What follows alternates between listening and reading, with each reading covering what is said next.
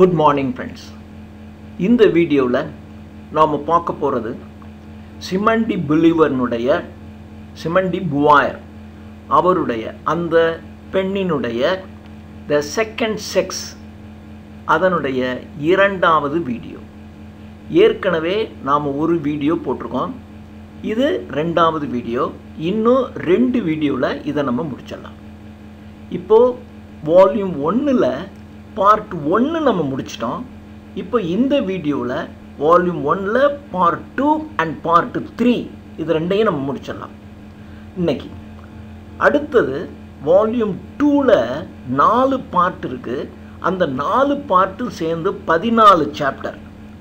அதில் 7 சாப்டர் ஒரு வீடியோ, இன்னொரு 7 சாப்டர் ஒரு வீடியோன்னு போட்டு அது ரெண்டையும் வால்யூம் 2வை 2 வீடியோவில் முடிச்சிடலாம். இப்போ வால்யூம் 1ல் ஏற்கனவே ஒரு வீடியோ போட்டுட்டோம். இது வால்யூம் 1ல் ரெண்டாவது வீடியோ. சாப்டர் 1. இப்போது டூ ஆப்போஸ்டு செக்ஸஸ் அப்படின்னா யார்? Male and female. இந்த மேல் அண்ட் ஃபீமேலுங்கிற 2 ஆப்போசிட் செக்ஸுக்கு இடையில் ஏதாவது ஒரு செக்ஸுக்கு கொஞ்சம் அட்வான்டேஜ் இருந்துச்சுன்னா அந்த செக்ஸு இன்னொரு செக்ஸை டாமினேட் பண்ணும். அதான் சொல்கிறாங்க. டாமினேட் பண்ணி இன்னொரு செக்ஸை டாமினேட் பண்ணி அதை கீழ் நோக்கி அழுத்திடும். இப்போது ஆண்கள் பொருள் ஈட்டுகின்றவர்களாக இருக்காங்கன்னு வச்சுங்க. அப்போ அவங்க டாமினேட் பண்ணி பெண்களை அவங்க கீழ் நோக்கி அழுத்தியே வச்சுக்குவாங்க. இதே சமயத்தில் சில இடங்களில் பார்த்திங்கன்னா பெண்கள் பெரிய சொத்துக்கு சொந்தக்காரங்களாக இருப்பாங்க. அவங்கள்ட்ட நிறைய வருமானமும் வரும். ஆனால் ஆண் அந்த அளவுக்கு திறமை இல்லாதவங்களாக இருப்பாங்க. அந்த சமயத்தில் ஃபீமேல் செக்ஸ் ஆனது மேல் செக்ஸை டாமினேட் பண்ணி அதை அப்ரஸ் பண்ணும். இது பொதுவாக. ஆனால் நீங்கள் சரித்திரபூர்வமாக நீங்கள் ஆராய்ந்து பார்த்தீங்கன்னா எப்பொழுதுமே ஆண்கள் தான் பெண்களை டாமினேட் பண்ணிக்கிட்டே வந்திருக்காங்க. ஸோ இதுதான் பார்ட் 2 ஹிஸ்டரி. ஹிஸ்டாரிக்கலாக எப்படியெல்லாம் நடந்திருக்கு அப்படின்னு சொல்கிறாங்க. ஆனால் நமக்கு இந்த பழைய காலத்தில் அந்த ப்ரிமிட்டிவ் ஹியூமன் சொசைட்டி மிக பழமையான காலத்தில் மனித சமுதாயம் எப்படி இருந்துச்சு அப்படிங்கிற செய்தியானது நமக்கு கொஞ்சம் தான், ரொம்ப லிமிட்டட், கொஞ்சோண்டு கிடைக்கும், அவ்வளோதான். அது ஏதாவது ஒரு இலக்கியத்தில் இருந்தாலும் அதிலிருந்து இப்படியெல்லாம் இருந்திருக்கணும் அப்படி தான். யார் அந்த காலத்தில் என்ன நடந்துச்சுன்னு எழுதி வச்சு நமக்கு ஒரு ரெக்கார்டெல்லாம் எதுவும் கிடைக்கல. அப்போது ஸோ ப்ரிமிட்டிவ் ஹியூமன் சொசைட்டியிலேருந்து கிடைக்கிற எத்னாலஜிக்கல் இன்ஃபர்மேஷன் நமக்கு ரொம்ப லிமிட்டடாக தான் இருக்குது. அதனால நிச்சயமாக இது இப்படித்தான் நடந்திருக்கும்னு நம்மால் உறுதியாக சொல்ல முடியாது. அது கஷ்டம்.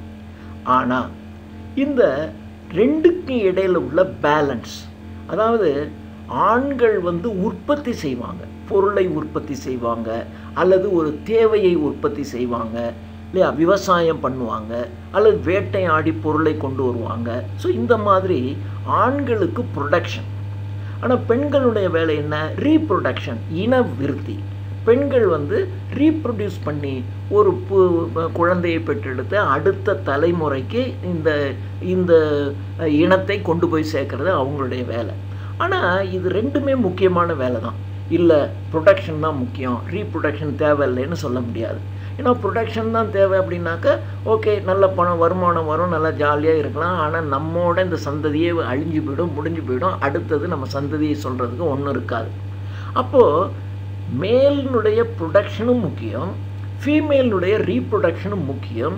இது ரெண்டும் ஒன்று டாமினேட் பண்ணாமல் இருக்கணும். அது ரெண்டுக்கும் இடையில் ஒரு பேலன்ஸ் இருக்கணும்.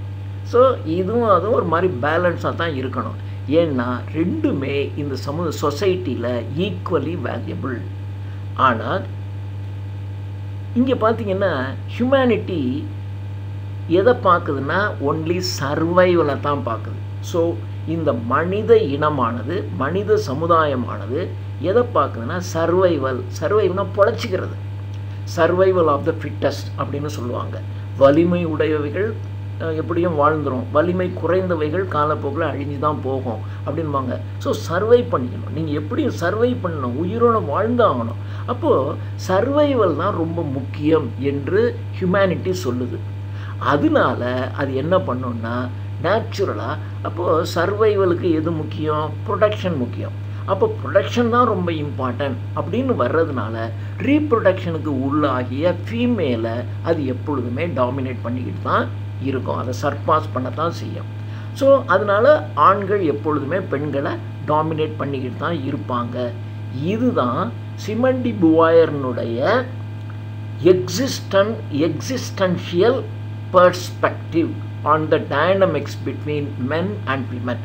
ஆண் பெண் இருவருக்கும் இடையில் உள்ள இருத்தலுக்கான கோட்பாடு சிமன் டி புவாயர்னுடைய அந்த இருத்தலுக்கான கோட்பாடின் முக்கியமான விஷயமே சர்வைவல் தான் ரொம்ப முக்கியம்னு ஹியூமனிட்டி எப்பொழுதும் நினைக்குது. அதனால அது ஆண்கள் அதுக்கான காரணமாக இருக்கிற ஆண்கள் எப்பொழுதும் பெண்களை டாமினேட் பண்ணுறாங்க அப்படின்னு அவங்க சொல்கிறாங்க. ஆனால் ஹியூமனிட்டிங்கிறது எப்பொழுதுமே பார்த்திங்கன்னா மனித இனம் என்பது விலங்குகளிலிருந்து மாறுபட்டது இல்லையா? So humanity is separate from the existence of animals. ஆனால் இப்போ இப்படி வச்சுக்கோ, பெண்களினுடைய ரோல் என்ன? குழந்தைகளை உற்பத்தி பண்ணுறது. இது பயாலஜிக்கல் நெசசரி, இது உயிரியலினுடைய அடிப்படை தேவை. அடுத்த இனத்தை உருவாக்குறது இது விலங்குகள் செய்யும். ஸோ இதை விலங்குகளும் செய்யும். இப்போ விலங்குகள் என்ன செய்யும்? அது குட்டி போட்டு பால் ஊட்டி அடுத்த தன்னுடைய குட்டியை உருவாக்கி வளர்க்குது. அதே மாதிரி ஒரு விலங்குகள் இருந்தாலும் சரி, பறவைகளாக இருந்தாலும் சரி, இந்த உலகத்தில் இருக்கின்ற எல்லா உயிரினங்களும், ஸோ விலங்குகள் பொதுவாக இந்த இடத்துல அவங்க விலங்குகளை எடுத்துக்கிறாங்க. அவங்க என்ன பண்ணும் அப்படின்னாக்கா தன்னுடைய குட்டியை அல்லது தன்னுடைய அடுத்த இனத்தை உருவாக்கி அதை வளர்க்குது. இதைத்தான் பெண்களும் செய்கிறாங்க. அப்போது பெண்கள் அனிமல்ஸ் என்ன செய்தோ அதைத்தான் பெண்களும் செய்கிறாங்க, வேற ஒன்றும் அவங்க செய்கிறதில்ல. ஆனால் ஆண்கள் என்ன பண்ணுறாங்க? அவன் என்ன பண்ணுறான்னா புதிய புதிய பொருட்களை உற்பத்தி பண்ணுறான். புதிய புதிய பொருட்களை உற்பத்தி பண்ணி தன்னுடைய வலிமையை, இந்த சுற்றுப்புற சூழலை அவன் என்ன பண்ணுறான்? ஓவர்டேக் பண்ணுறான். அப்படியே புயல் வருதா, அந்த புயல் எப்படி வருது, அந்த புயல்லேருந்து எப்படி தப்பிக்கிறது, அதில் எப்படி நம்ம வலிமையாக இருக்கிறது அப்படின்னு அவனை கண்டுபிடிக்கான். அப்போது அவனுக்கு ஒரு ஆபத்து வரும்போது அந்த ஆபத்திலிருந்து தன்னை தற்காத்து கொள்வதற்காக புதிய புதியவைகளை வளர்த்து கொண்டு தன்னுடைய பவரை இந்த சுற்றுப்புற சூழ்நிலையில் அவன் என்ன பண்ணுறான்னா அவன் தன்னை என்விரான்மெண்ட்லேருந்து சர்பாஸ் பண்ணி விலங்குகளை விட தான் உயர்ந்தவன் என்று தன்னுடைய வலிமையை அதிகப்படுத்தி கொள்வான். அப்போது ஆண்கள் விலங்குகளை விட தாங்கள் சிறந்தவர்கள்.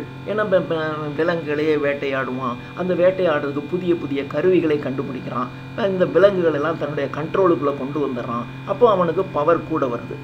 ஆனால் பெண்கள் என்ன வேலை செய்கிறாங்க? எப்படி விலங்குகள் குட்டி போடுது அல்லது குஞ்சு பொறிச்சு அதை பராமரிக்குதோ அது மாதிரி பெண்களும் குட்டி போட்டு அந்த குட்டியை அவங்க வளர்க்குறாங்க. அப்போ பெண்களுக்கும் இந்த விலங்குகளுக்கும் என்ன வித்தியாசம் இருக்குது? ஸோ ஒரு பெரிய வித்தியாசமே இல்லை. அதனால ஆண்கள் உயர்ந்தவங்க அப்படின்னு ஒரு தியரியை சொல்கிறாங்க. இப்போது ஹண்டிங், வேட்டையாடுற வேலை அப்படிங்கிறது ஒரு மிகவும் டேஞ்சரஸான ஒரு விஷயம். அது ஒரு டேஞ்சரஸ் எக்ஸ்பெடிஷன். இது ஆண்களுக்கு ஒதுக்கப்பட்டிருக்கு. இந்த வேலை செய்கிறதன் மூலமாக ஆண்கள் அனிமல்ஸை விட என்ன இருக்கான்? கொஞ்சம் மேலே இருக்கான். ஏன்னா அந்த அனிமலையை வேட்டையாடுறவன் இவன், அதனால இவன் மேலே இருக்கான். பெண்கள் என்ன பண்ணுறாங்கன்னா புதிய உயிர்களை உற்பத்தி பண்ணுறாங்க தன்னுடைய ரீப்ரொடக்ஷன் மூலமாக. ஸோ அவங்க இந்த வேலையை அவங்க செய்கிறாங்க. இந்த வேலையினால் இந்த வேலைங்கிறது என்ன? It is only a repetition. இப்போது இந்த வருஷம் ஒரு குழந்தை பெற்றுக்கிறாங்க, அடுத்த வருஷம் இன்னொரு குழந்தை பெற்றுக்கிறாங்க, அடுத்த வருஷம் இன்னொரு குழந்தை பெற்றுக்கிறாங்க. இதில் வேர் இஸ் நியூ? இதில் எங்கே புதுமை என்ன இருக்குது? ஒன்றுமே கிடையாது இல்லையா?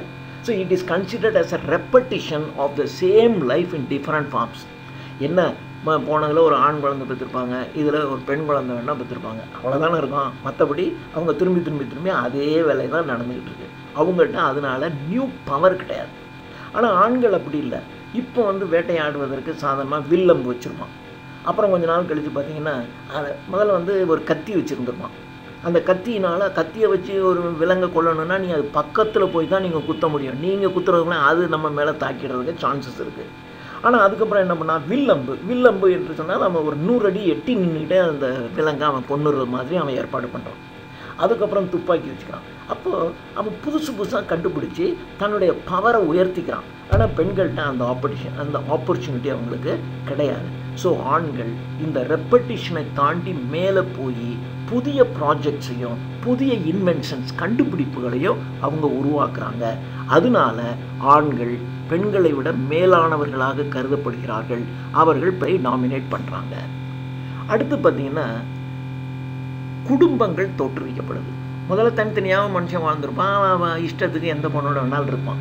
அதுக்கப்புறம் பார்த்திங்கன்னா தி அட்வென்ட் ஆஃப் இன்ஸ்டிடியூஷன்ஸ் என்றால் நிறுவனம் அப்படின்னாக்கா உடனே இது வந்து ஏதோ ஒரு பெரிய கம்பெனி அப்படி கிடையாது. 10 பேர் சேர்ந்து ஒரு குரூப்பாக இருக்கிறது, ஒரு சின்ன சமுதாயமாக ஒரு சின்ன சமூகமாக வாழ்கிறது. 10 பேர், அதில் ஒரு 4 ஆண்கள் இருப்பாங்க, 5 பெண்கள் இருப்பாங்க, 4 குழந்தைங்க இருப்பாங்க. இவங்க ஒரு குழு. அடுத்து இவங்க இந்த ஏரியாவில் வசிப்பாங்க. கொஞ்சம் தள்ளி இன்னொரு குழு இருக்கும், அடுத்தது இன்னொரு குழு இருக்கும். ஸோ இந்த குழுவில் இருக்கிறவங்க வாழ்ந்துட்டு இருப்பாங்க. அது ஸோ மனிதர்கள் ஒரு நோமேட் அப்படின்னா இஷ்டத்துக்கு அப்படியே ஊராக அலைஞ்சு திரிகிற அந்த மனிதர்கள் ஒரு இடத்துல செட்டில் ஆகி தனக்குன்னு ஒரு லேண்டு வச்சுக்கிறான். அப்போது அந்த லேண்டு வச்சுக்கும் போது அந்த குழுவில் இருக்கக்கூடிய மனிதர்களுக்கு இடையில் சில சட்ட திட்டங்களை வகுத்துக்கிறான். சப்பா இது நம்ம குழுவில் இருக்கவங்க இப்படி தான்ப்பா செஞ்சுக்கணும், நம்ம குழுவில் இருக்கவங்க இந்த மாதிரி தான் நடந்துக்கணும் அப்படின்னு தங்களுக்குள்ள ஒரு லா அண்ட் ஆர்டரை க்ரியேட் பண்ணிக்கிறான், லேண்டு வச்சுக்கிறான். ஸோ நான் இந்த லேண்ட் வச்சுக்கிறேன், நீ இப்படி, ஸோ இப்படியெல்லாம் செஞ்சு தங்கள் லேண்டை வளர்த்துக்கலாம் அப்படிங்கிற மாதிரி அவங்களுக்கு இடையில் ஒரு லா அண்ட் ஆர்டரை வகுத்துக்கிறான். அப்படி வகுத்து கொள்வதன் மூலமாக ஆண்கள் கொஞ்சம் தங்களை பலம் மிக்கவர்களாக ஆக்கி கொள்ளுகிறார்கள். இந்த குழுக்கள்லையும் பெண்களுடைய வேலை என்னவா இருக்குது? சைல்டு பர்த், குழந்தையை உருவாக்குறது தான் அவங்களுடைய வேலையாக இருக்குது.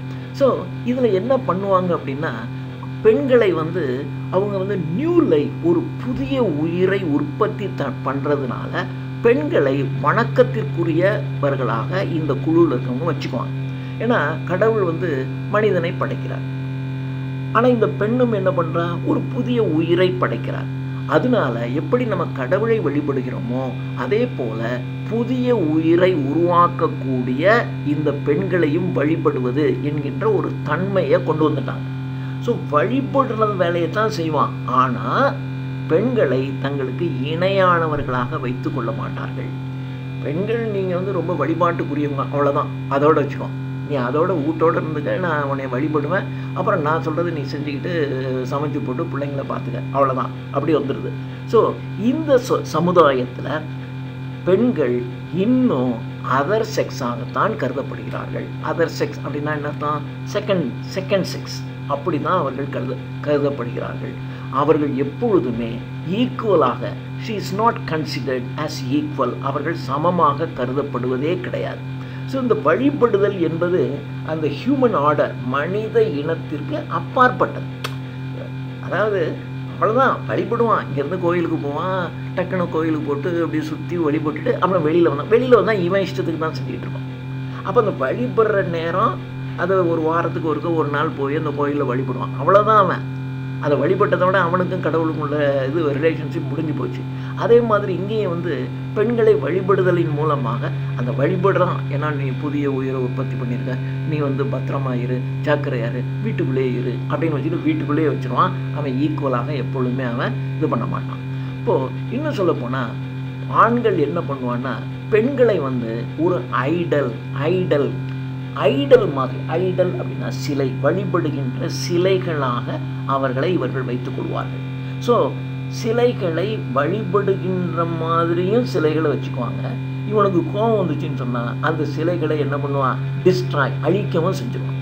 ஸோ இந்த மாதிரி தான் பெண்களை அவங்க வச்சுக்கிட்டாங்க. இப்போது விவசாயம் வருது. இப்போ விவசாயம் வரும்போது புதிய வேலை வாய்ப்புகள் உருவாகுது இல்லையா? அப்போ வேலை வாய்ப்புகள் உருவாகும் போது ஆண்கள் என்ன பண்ணுறாங்க அப்படின்னு சொன்னால், இவனுக்கு நிலம் கொஞ்சம் கூடுது, வேலை வாய்ப்புகள் வருது. அப்போ விதைக்கிறதுங்கிற ஒரு சீசன் வருது, அறுவடைங்கிற ஒரு சீசன் வருது, அந்த தானியங்களை பராமரிக்கிறதுங்கிறது ஒரு சீசன் வருது. அப்போல்லாம் அவங்க என்ன பண்ணுவாங்க அப்படின்னா, தனக்கு உட்பட்ட குழந்தைகளையும் பெண்களையும் அவர்கள் என்ன பண்ணுவாங்க, இதில் இணைச்சிக்குவாங்க அப்படின்னா ஆஸ் சர்வன்ட்ஸாக எப்படி ஒரு வேலைக்காரவங்களை நம்ம வச்சுக்கிறோமோ, ஸோ இணையாக வச்சுக்கவே மாட்டான். ஸோ அவன் என்ன பண்ணுவான்னா, எப்படி இந்த கிராப்ஸ் எல்லாம் இவனுக்கு சொந்தம், இங்கே இருக்கக்கூடிய பயிர்களெல்லாம் இவனுக்கு சொந்தம், அதே மாதிரி இவனுடைய குழந்தைகளும் பெண்களும் இவர்களுக்கு சொந்தமானவர்களாக ஆக்கி கொள்வார்கள். ஆக்கி கொண்டு அவங்களுக்கு எந்த பவருமே இல்லாமல் வச்சுட்டு இவனுடைய வேலையில் பெண்கள் வந்து ஹெல்ப் பண்ணுற மாதிரி வச்சுக்குவான். பெண்களும் குழந்தைகளும் இவனுக்கு ஹெல்ப் பண்ணுவாங்க.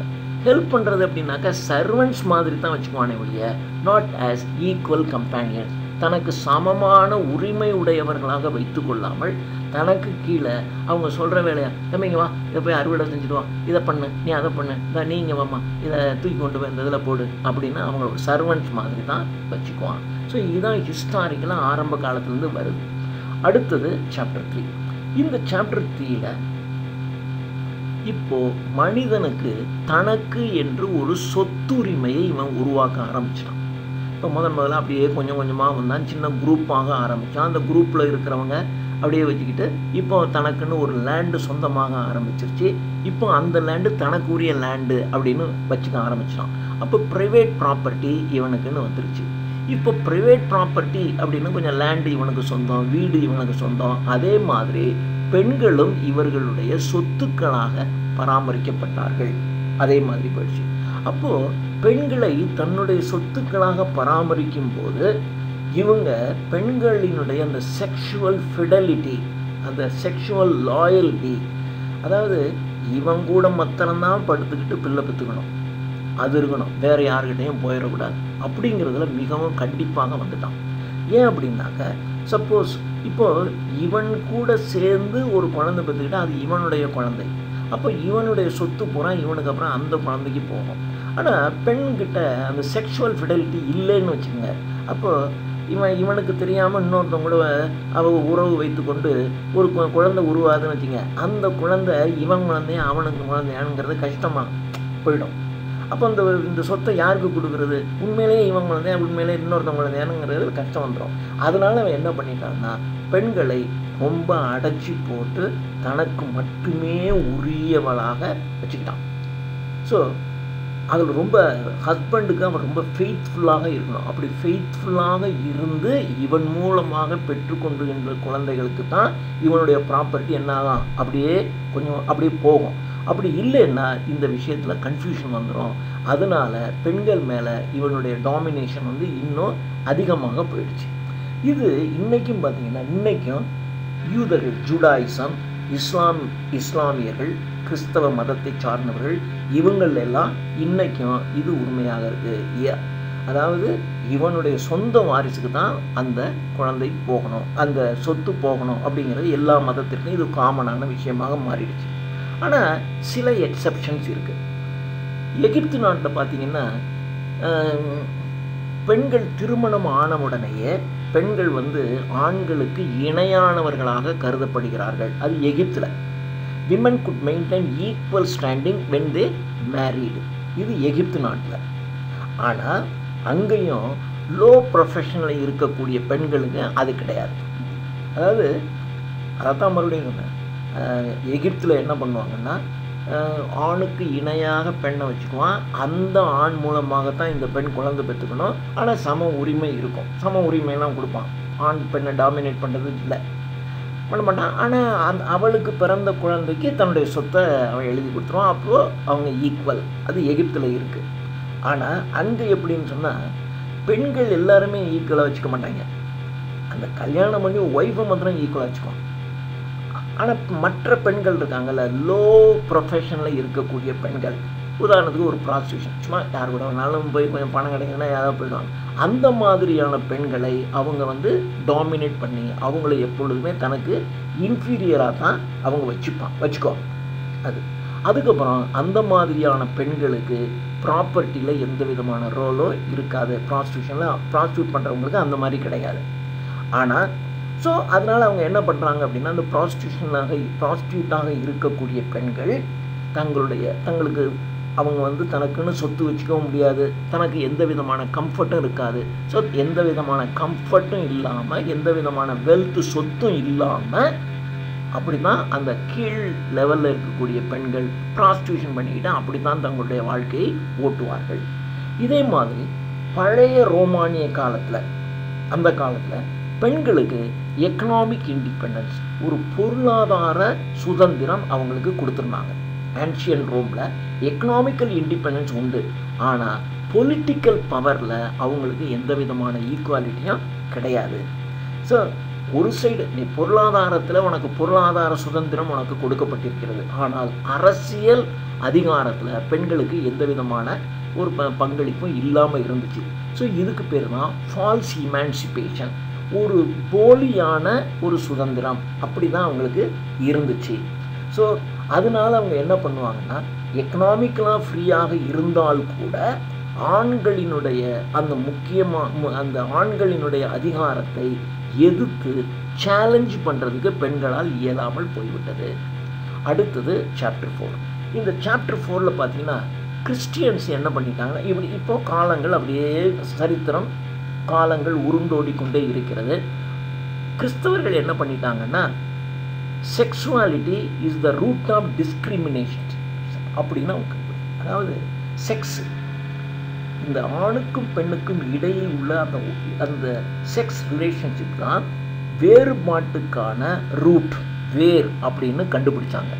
கண்டுபிடிச்சிட்டு அவங்க என்ன பண்ணாங்கன்னா, பெண்களை அவங்க எப்படி கண்டுபிடிச்சிட்டாங்கன்னா, பெண்கள்ங்கிறவங்க டெம்டேஷன், ஏன்னா பேரடைஸ் லாஸ்ட்லேயே நம்ம படிச்சிருப்போம், பெண்களை டெம்ப்ட் பண்ணுவான். அந்த சாட்டன் பெண்களை டெம்ப்ட் பண்ணி தவறு செய்ய வைப்பான். அதனால பெண்கள் டெம்டேஷனுக்கு உள்ளாகக்கூடியவர்கள் என்று கிறிஸ்தவ மதத்தில் இருக்கிறவங்க பெண்களை 2ஆம் நிலையில் தான் வைத்திருப்பார்கள். அதே மாதிரி பார்த்தீங்கன்னா ஜெர்மனியில், இந்த ஜெர்மானிய பாரம்பரியத்தில் பார்த்தீங்கன்னா பெண்களுக்கு அவங்க ரொம்ப மரியாதை கொடுப்பாங்க. எப்போ மரியாதை கொடுப்பாங்க அப்படின்னா, ஆண்களினுடைய ப்ராப்பர்ட்டியாக அந்த பெண் இருக்கின்ற வரையிலும் அவளுக்கு மரியாதை கொடுப்பாங்க. ஆனால் இண்டிவிஜுவல் ரைட்ஸ், தனிப்பட்ட உரிமை அவங்களுக்கு கிடையாது. அந்த மரியாதை இருக்கும், நல்ல மரியாதையாக ட்ரீட் பண்ணுவாங்க. ஆனால் இண்டிவிஜுவல் ரைட், தனிப்பட்ட பெண் அவளுக்கு என்ன தோணுதோ அதை செய்கின்ற உரிமை அவளுக்கு இருக்காது. ஸோ இதில் ஒரு மித்து ஒன்று இருக்குது, அதுக்கு பேர் கோர்ட்லி லவ் அப்படின்னு பேர். கோர்ட்லி லவ் அப்படின்னா இந்த காதல் சாகசம் அப்படின்னு சொல்லுவாங்க. சில பெண்கள் பார்த்திங்கன்னா ஆண்களை தங்களுடைய வலையில் வீழ்த்துவதற்காக சும்மா அப்படி நல்லா சிரிப்பாங்க, பக்கத்தில் போய் ரொம்ப க்ளோஸில் போய் மூவ் பண்ணுவாங்க, அப்படி லேசாக இடிக்கிற மாதிரி கூட நின்றுக்குவாங்க, அப்படியே அடிக்கடி கை மேலே படுற மாதிரி கால் மேலே படுற மாதிரி பண்ணுவாங்க. இந்த மாதிரி பண்ணுறது தான் கோர்ட்லி லவ்னு பேர். பெண் இப்படி பண்ணுவாங்க. அப்படி பண்ணுறதன் மூலமாக என்ன பண்ணுவாங்க அப்படின்னாக்க, அந்த ஆணை தன்னுடைய வலையில் வீழ்த்திக்குவாங்க. ஸோ அப்படி வீழ்த்துகின்ற அந்த பெண்களினுடைய பொசிஷன் பார்த்திங்கன்னா கொஞ்சம் இம்ப்ரூவ்டாக தான் இருக்கும். எப்பயுமே நீங்கள் இந்த ஆண்களுக்கு ஏதாவது ஒரு வப்பாட்டிக்கிட்ட போனான்னு வச்சுங்க, அவன் இப்படி தான் பண்ணுவாள். ஏன்னா இவனை தக்க வச்சுக்கணும்ல, இவன் தக்க வச்சு இவன் தான் கூடவே இருந்தான்னா தான் இவன்ட்டு நமக்கு பொருள் கிடைக்குங்கிறதுனால அவன் கொஞ்சம் செக்ஸ்லாம் ரொம்ப சுதந்திரமாக இருப்பான். அவனுக்கு வேணுங்கன்னா சும்மா இவளாக செஞ்சு எல்லாத்தையும் பண்ணுவான். அப்படி பண்ணுறதுனால இவன் ரொம்ப சந்தோஷப்பட்டு என்ன பண்ணுவான்னா, அவளுக்கு ரொம்ப முன்னுரிமை கொடுத்து வச்சுப்பான். அவளுக்கு எப்பொழுதுமே அவளை ஏன்னா அவன் தன்னுடைய செக்ஷுவல் டிசைரை அவன் ஈஸியாக ஃபுல்ஃபில் பண்ணுறான். அதனால் என்ன பண்ணுவான்னா, தன்னுடைய வீட்டில் இருக்கக்கூடிய ஒய்ஃபை விட இந்த மாதிரியாக இருக்கக்கூடிய, அதாவது இந்த கோர்ட்லி லவ், இந்த மாதிரி இருக்கக்கூடிய பெண்களுக்கு கொஞ்சம் அவங்களுடைய பொசிஷன் கொஞ்சம் மேலே தான் இருக்கும். அவங்களுக்கு வேணுங்கிறதெல்லாம் செஞ்சு கொடுப்பான், வேணுங்கிற வசதியெல்லாம் ஏற்பாடு பண்ணி கொடுப்பான், எல்லாம் பண்ணுவான். அவங்கள ரொம்ப திட்ட மாட்டான். ஏன்னா அவன் எந்த நேரத்தில் வந்தாலும் தன்னுடைய செக்ஷுவல் டிசைரை பூர்த்தி பண்ணுறாங்கிறதுனால அப்படி வச்சுக்குவான். ஆனால் கவிஞர்கள், எழுத்தாளர்கள் இவங்கெல்லாம் என்ன பண்ணுவாங்கன்னா, இந்த மாதிரி பெண்களை ரொம்ப லேசி அண்ட் சின்ஃபுல், பாவம் செய்கின்ற பெண்கள், சோம்பேறி. ஏன்னா அந்த மாதிரி பெண்கள்லாம் எங்கேயும் போய் எங்கேயும் வேலையெல்லாம் செய்ய மாட்டாங்க. அவன் சும்மா ஆம்பளை அவன் முன்னாடி அப்படியே கொஞ்சம் வேணுன்னே கொஞ்சம் செக்ஷுவலாக வச்சுக்கிறது, அவன் முன்னாடி அப்படி இப்படின்னு நடந்துக்கிறது, அப்படி நடந்துக்கிறதன் மூலமாக அவன் கவர்றது, இந்த வேலையை தான் அவங்க செய்வாங்களே ஒழிய வேறு எந்த கடினமான உழைப்பும் அவங்க செய்யவே மாட்டாங்க. அதனால இந்த கவிஞர்கள், எழுத்தாளர்கள்லாம் அந்த மாதிரி பெண்களை லேசி என்றும், கக்பட்டிஸ், ஆண்களை வசப்படுத்துகின்றவர்கள் என்றும், பாவிகள் என்றும் அவர்கள் கருதுகிறார்கள். ஸோ ஆனால் காலப்போக்கில் பார்த்திங்கன்னா இந்த பெண்களினுடைய உரிமையில் மாற்றம் ஏற்படுது. இப்போ இத்தாலியில் மறுமலர்ச்சி. ஆனால் இப்போ இவங்க எழுதின காலத்துலேருந்து இப்போ பார்த்தீங்கன்னாவே பெண்கள்கிட்ட நிறைய மாற்றங்கள் வந்துருச்சு சமுதாயத்தில். சொல்கிறேன், இத்தாலியில் மறுமலர்ச்சி தோன்றுது. ஏன்னா ஹிஸ்டரி, இந்த சாப்டரே பார்த்தீங்கன்னா ஹிஸ்ட்ரி, இந்த செக்ஷன், இந்த பார்ட்டு. ஸோ ஹிஸ்டாரிக்கலாக காலத்தில் எப்படி மாறிக்கிட்டே வருது அப்படின்னு சொல்கிறாங்க. ஸோ இத்தாலியில் மறுமலர்ச்சி தோன்றுது. அந்த மறுமலர்ச்சி தோன்றும் போது இரண்டு செக்ஸையும் சார்ந்த ஆண்கள் பெண்கள் இரண்டு பேருடைய இண்டிவிஜுவலிசம் இருந்தால் அவர்கள் போற்றுவார்கள். அப்போ இண்டிவிஜுவலிசம் அப்படின்னா தனிப்பட்ட சிறப்பு. ரெண்டு பேரில் யாருக்கு தனிப்பட்ட சிறப்பு இருக்கிற ஒருத்தவங்கள கொண்டாடுவாங்க. ஆண்கிட்ட அப்போ பார்த்தா தனிப்பட்ட சிறப்பு நிறைய ஆண்கள்கிட்ட தான் இருக்கும், ஆண்கள் நிறைய கொண்டாடப்படுவார்கள். ஆனால் அதே சமயத்தில் பெண்கள்கிட்டையும் அந்த மாதிரியான தனிப்பட்ட சிறப்புகள் இருந்தால் அவர்களும் கொண்டாடப்பட்டார்கள். இது இத்தாலியில் பின்னால் அப்படியே வந்துருச்சு. இப்போது அப்படியே பெண்கள் என்ன செய்ய ஆரம்பிச்சிட்டாங்கன்னா, அப்படியே கொஞ்சம் ஃப்ரீ திங்கிங் ஆக்டிவிட்டீஸ், ஒரு சுதந்திரமாக சிந்திக்கின்ற ஆற்றலை அவர்கள் வளர்த்து கொள்கிறார்கள். வளர்த்து கொண்டு அவர்கள் கலையில் அதிகமாக ஈடுபட ஆரம்பிச்சிட்டாங்க. நாட்டியக்கலை, ஓவியக்கலை, சிற்பக்கலைலாம் சும்மா, நாட்டியக்கலையில் அதிகமாக தங்களை ஈடுபடுவாங்க. ஓவியக்கலையில், இசைக்கலை. ஏன்னா இந்த கலை தான் ஆண்களை கொஞ்சம் ஈஸியாக கவர்ந்து இழுக்கிறதுக்கு வசதியாக இருக்கும். அதனால் இவங்க இந்த மாதிரியான விஷயங்களில் அதிகமாக கான்சென்ட்ரேட் பண்ணி அதிகமாக கலைகளை செய்வாங்க. அப்புறம் தே ரன் தேர் ஓன் சலூன்ஸ்னா இந்த தங்களை அலங்காரம் செய்து வைத்துக்கொள்வது, அதுதான் சலூன்னு பேர் இல்லையா? இந்த மாதிரி தங்களுடைய முகத்துக்கு அந்த ஃபேஷியல் பண்ணுறது, அதை பண்ணுறேன் இதை பண்ணுறேன்னு இந்த பெண்கள்லாம் அழகு நிலையத்துக்கு போகிறாங்களே, அந்த அழகு நிலையத்துக்கு தான் சலூன்ஸ்னு பேர். ஸோ பெண்கள் அந்த அழகு நிலையம் வைத்துக்கொள்வதற்கு அவங்களுக்கு உரிமை கிடைக்குது. அவங்க ஆடலாம், பாடலாம், இந்த மாதிரி வேலையில் அவங்க செய்ய ஆரம்பிச்சிட்டாங்க. ஆனால் இதில் ஆண்கள் ரொம்ப கவனமாக இருந்தாங்க. இந்த மாதிரியான கல்ச்சுரல் ஆக்டிவிட்டீஸ்லாம் அவங்க இருக்கலாம். ஆனால் எந்த காலத்துலேயும் பொலிட்டிக்கல் லேண்ட்ஸ்கேப்பில், அரசியல் தளத்தில் அவர்கள் எந்த விதமான மாற்றத்தையும் செய்வதற்கு அவர்களுக்கு அனுமதி இல்லை. இப்போ பி. சுசிலா ஒரு சிறந்த பாடகி. ஆனால் அவங்க பாடுகிற வேலையை மட்டும்தான் செய்யணும். ஆனால் அவங்க அரசியலுக்குள்ளே வந்தாங்கன்னா பர்மிட் பண்ண மாட்டாங்கல்ல, அவங்கள ஏதாவது சொல்லி அவங்கள அடித்து துரத்து வெளியே அனுப்பி விட்றாங்க. அப்படி தான் பண்ணிவிடும். அவங்கள அங்கே பர்மிட்டே பண்ண மாட்டாங்க. அது பெண்களுக்கும் தெரியும், இந்த அரசியலுக்குள்ளே போனால் நம்மளை நார் அடிச்சிருவாங்கன்னு தெரியும். அதனால அவங்களும் என்ன பண்ணுவாங்கன்னா இந்த ஆக்டிவிட்டீஸோடு அப்படியே நிறுத்திக்குவாங்க. சினிமா நடிகர்கள், இப்போ நீங்கள் எடுத்துக்கிட்டீங்கன்னா சினிமா நடிகைகள் அவங்களாம் என்ன பண்ணுவாங்க, அப்படியே ரொம்ப ஆடம்பரமாக வருவாங்க, நடிப்பாங்க, அப்படி பண்ணுவாங்க, இப்படி பண்ணுவாங்க. அவங்களுக்கு நிறைய மக்களுடைய செல்வாக்கு இருக்கும். ஆனால் அவங்க அதுக்குள்ளேயே நின்றுக்கணும். அதை விட்டுட்டு அவங்க நான் அரசியலுக்கு வர்றேன் அது இதுன்னு வச்சுக்கிட்டாங்கன்னு வச்சுக்க, அவன் மரியாதையே போகிற மாதிரி ஆக்கி விட்ருவாங்க. இப்போ விஜய் வர்றார், அவர் பாட்டு சினிமா நடிச்சிருந்தார், ஏகப்பட்ட 100 கோடி 150 கோடின்னு சம்பளம் வாங்கிட்டு அவர் பாட்டு ஜாலியாக இருந்துக்கிட்டு இருந்தவர். இப்போ உள்ளே வந்த உடனே அவரை எல்லோரும் சாதாரண ஒரு ஆள் பார்த்தீங்கன்னா ஒரு மீம்ஸ் போட்டு பயங்கரமாக அவனை கிண்டல் பண்ணுவான், கிரிட்டிசைஸ் பண்ணுவான். அவன்மா இவன்மா, இவன்டா ஏன்டா அரசியலுக்கு வரான், இதை பற்றி தெரியாதவன் இதுக்குள்ளே ஏன்டா வரான், அவன் இவன் திட்டுவான். இப்போ அதெல்லாம் தான் வாங்கிக்கணும். அவர் முன்னாடி விஜயை பிடிக்காதவங்க பேசாமல் இருப்பாங்க, அவ்வளோதான். ஆனால் இப்போ பிடிக்கல அப்படின்னா திட்டுவான். அதனால் இவங்க பெண்கள் இந்த கலைத்தொழிலுக்குள்ளே மட்டும்தான் இருக்கணுமே ஒழிய அரசியலுக்குள்ளே அவங்கள உள்ளே விட மாட்டாங்க. ஸோ இவைகளெல்லாம், இந்த அரசியல் விஷயங்களெல்லாம் அவர்களுக்கு முன்பாகவே தடை செய்யப்பட்டிருக்கு. இன்றைக்கும் பார்த்திங்கன்னா அந்த இலைட் பீப்புளில் இருக்கிறவங்க, அதாவது இந்த சலூன் வச்சுக்கிறது, கலைகள் இருக்கிறது, இதெல்லாம் பார்த்திங்கன்னா ஒரு இலைட்டில் இருக்கக்கூடிய பெண்களுக்கு தான் அது சரியாக இருக்குமே ஒழிய லெஸ்ஸாக பெண்களில் கீழ்நிலையில் இருக்கக்கூடிய பெண்களுக்கு இந்த இது கிடைக்காது அப்படின்னு சொல்கிறாங்க. அடுத்தது சாப்டர் 5. இந்த சாப்டர் 5ல் ஃப்ரெஞ்சில் புரட்சி எடுப்பது, ஃப்ரெஞ்சு ரெவல்யூஷன். இந்த ஃப்ரெஞ்சு ரெவல்யூஷனில் அதனுடைய கோட்பாடு என்னன்னா சமத்துவம், சமாதானம், சமத்துவம், சகோதர தத்துவம். இதுதான் அதனுடைய கோட்பாடு. ஸோ சமாதானம், சமத்துவம், ஆண் பெண்கள் சமத்துவமாக இருக்கணும். இதுதான் ஃப்ரெஞ்சு ரெவல்யூஷன். இது ஆக்சுவலாக பெண்களினுடைய தலையெழுத்தை மாற்றிருக்கணும். ஆனால் இதுவும் மாற்றலை. ஏனென்றால் இந்த புரட்சியை பெரும்பாலும் நடத்தினவன் எல்லாருமே ஆண்கள் தான் நடத்துகிறான். ஸோ ஆண்கள் நடத்தினதுனால அவன் பெண்களுக்கு இந்த ஃப்ரீடம் கொடுக்கல. பெண்களை இந்த பிரெஞ்சு புரட்சிக்கு உதவி செய்வதற்கு வேலையாட்களாக வைத்து கொண்டானே ஒழிய அவர்களுக்கு சமத்துவம் கிடையாது. ஆண்களுக்குள்ள நீ பணக்காரனா இருக்க ஏழையா இருக்க, நம்ம ரெண்டு பேரும் சமத்துவமாக இருக்கணும் அப்படி தான் பேசிக்கிட்டானே ஒழிய தான் வீட்டில் இருக்கக்கூடிய பெண்கள் தனக்கு சமத்துவமாக இருக்கணும்னு அவன் நினைக்கல, அதை அவன் விரும்பலை.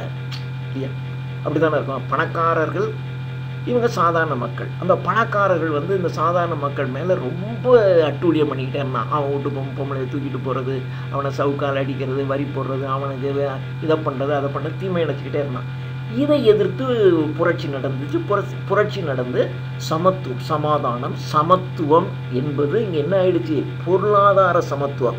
ஆண்களுக்கு இடையில நீ பணக்காரனாக இருந்துக்க, ஆனால் அதுக்காக என்னை நீ இழிவாக நடத்தக்கூடாது, நம்ம ரெண்டு பேரும் சமந்தான், அப்படி தான் அவங்க பண்ணிக்கிட்டாங்களே ஒழிய இந்த புரட்சி நடத்தின இந்த ஆம்பளை தான் வீட்டில் இருக்கக்கூடிய தம்பளைக்கு ஒரு சமமானது கொடுக்கவே இல்லை. ஸோ அது அப்படி இல்லாமல் போயிடுச்சு. ஆனால் கொஞ்சம் அப்படி வர்ற மாதிரி ஆச்சு. ஏன்னா அதை நோக்கி தானே அந்த புரட்சி நடந்துச்சு. அப்படி தான் ஆகிற மாதிரி ஆச்சு. பிரெஞ்சு புரட்சி நடந்துச்சு, மன்னர் ஆட்சி ஒழிஞ்சிச்சு, அப்போ மக்களாட்சி மலர்ந்துச்சு. மக்களாட்சியெல்லாம் மலர்ந்துச்சு. ஆனால் ஆண்கள் சமம்னு சொல்லிட்டான். ஆனால் ஆண்கள் பெண்களை சமம்னு சொல்லலை. இது இப்போ பிரெஞ்சு புரட்சி முடிந்த உடனே நெப்போலியன் ஆட்சிக்கு வந்துடுறாரு. நெப்போலியன் ஆட்சிக்கு மீண்டும் மக்களாட்சியானது மன்னராட்சிக்கு போயிடுச்சு. அப்போ மன்னராட்சிக்கு போனவுடனே நெப்போலியன் காலத்துலேயும் மன்னராட்சி வந்துருச்சு. அப்போ பெண்கள் அவர்கள் சிறந்த மனைவிகளாகவும் சிறந்த தாய்மார்களாகவும் இருக்கணும்னு சொல்லிவிட்டானே ஒழிய ஆண்களும் பெண்களும் சமமானவர்கள் அவன் காலத்துலையும் சொல்லலை. அதுக்கப்புறம் 19ஆம் நூற்றாண்டில் சமுதாயத்தில் சமூக சீர்திருத்தம் நடந்துச்சு. Reform movement. இதெல்லாம் நம்ம சோஷியலிஸ்ட் ஆஃப் இங்கிலாண்டில் படிச்சிருப்பீங்க. ஸோ 19ஆம் நூற்றாண்டில் ரெஃபர்மேஷன் சமூக சீர்திருத்தம் வந்துச்சு. அந்த சமூக சீர்திருத்தத்தில் நீதி, நியாயம், ஈக்குவாலிட்டி, சம உரிமை எல்லாமே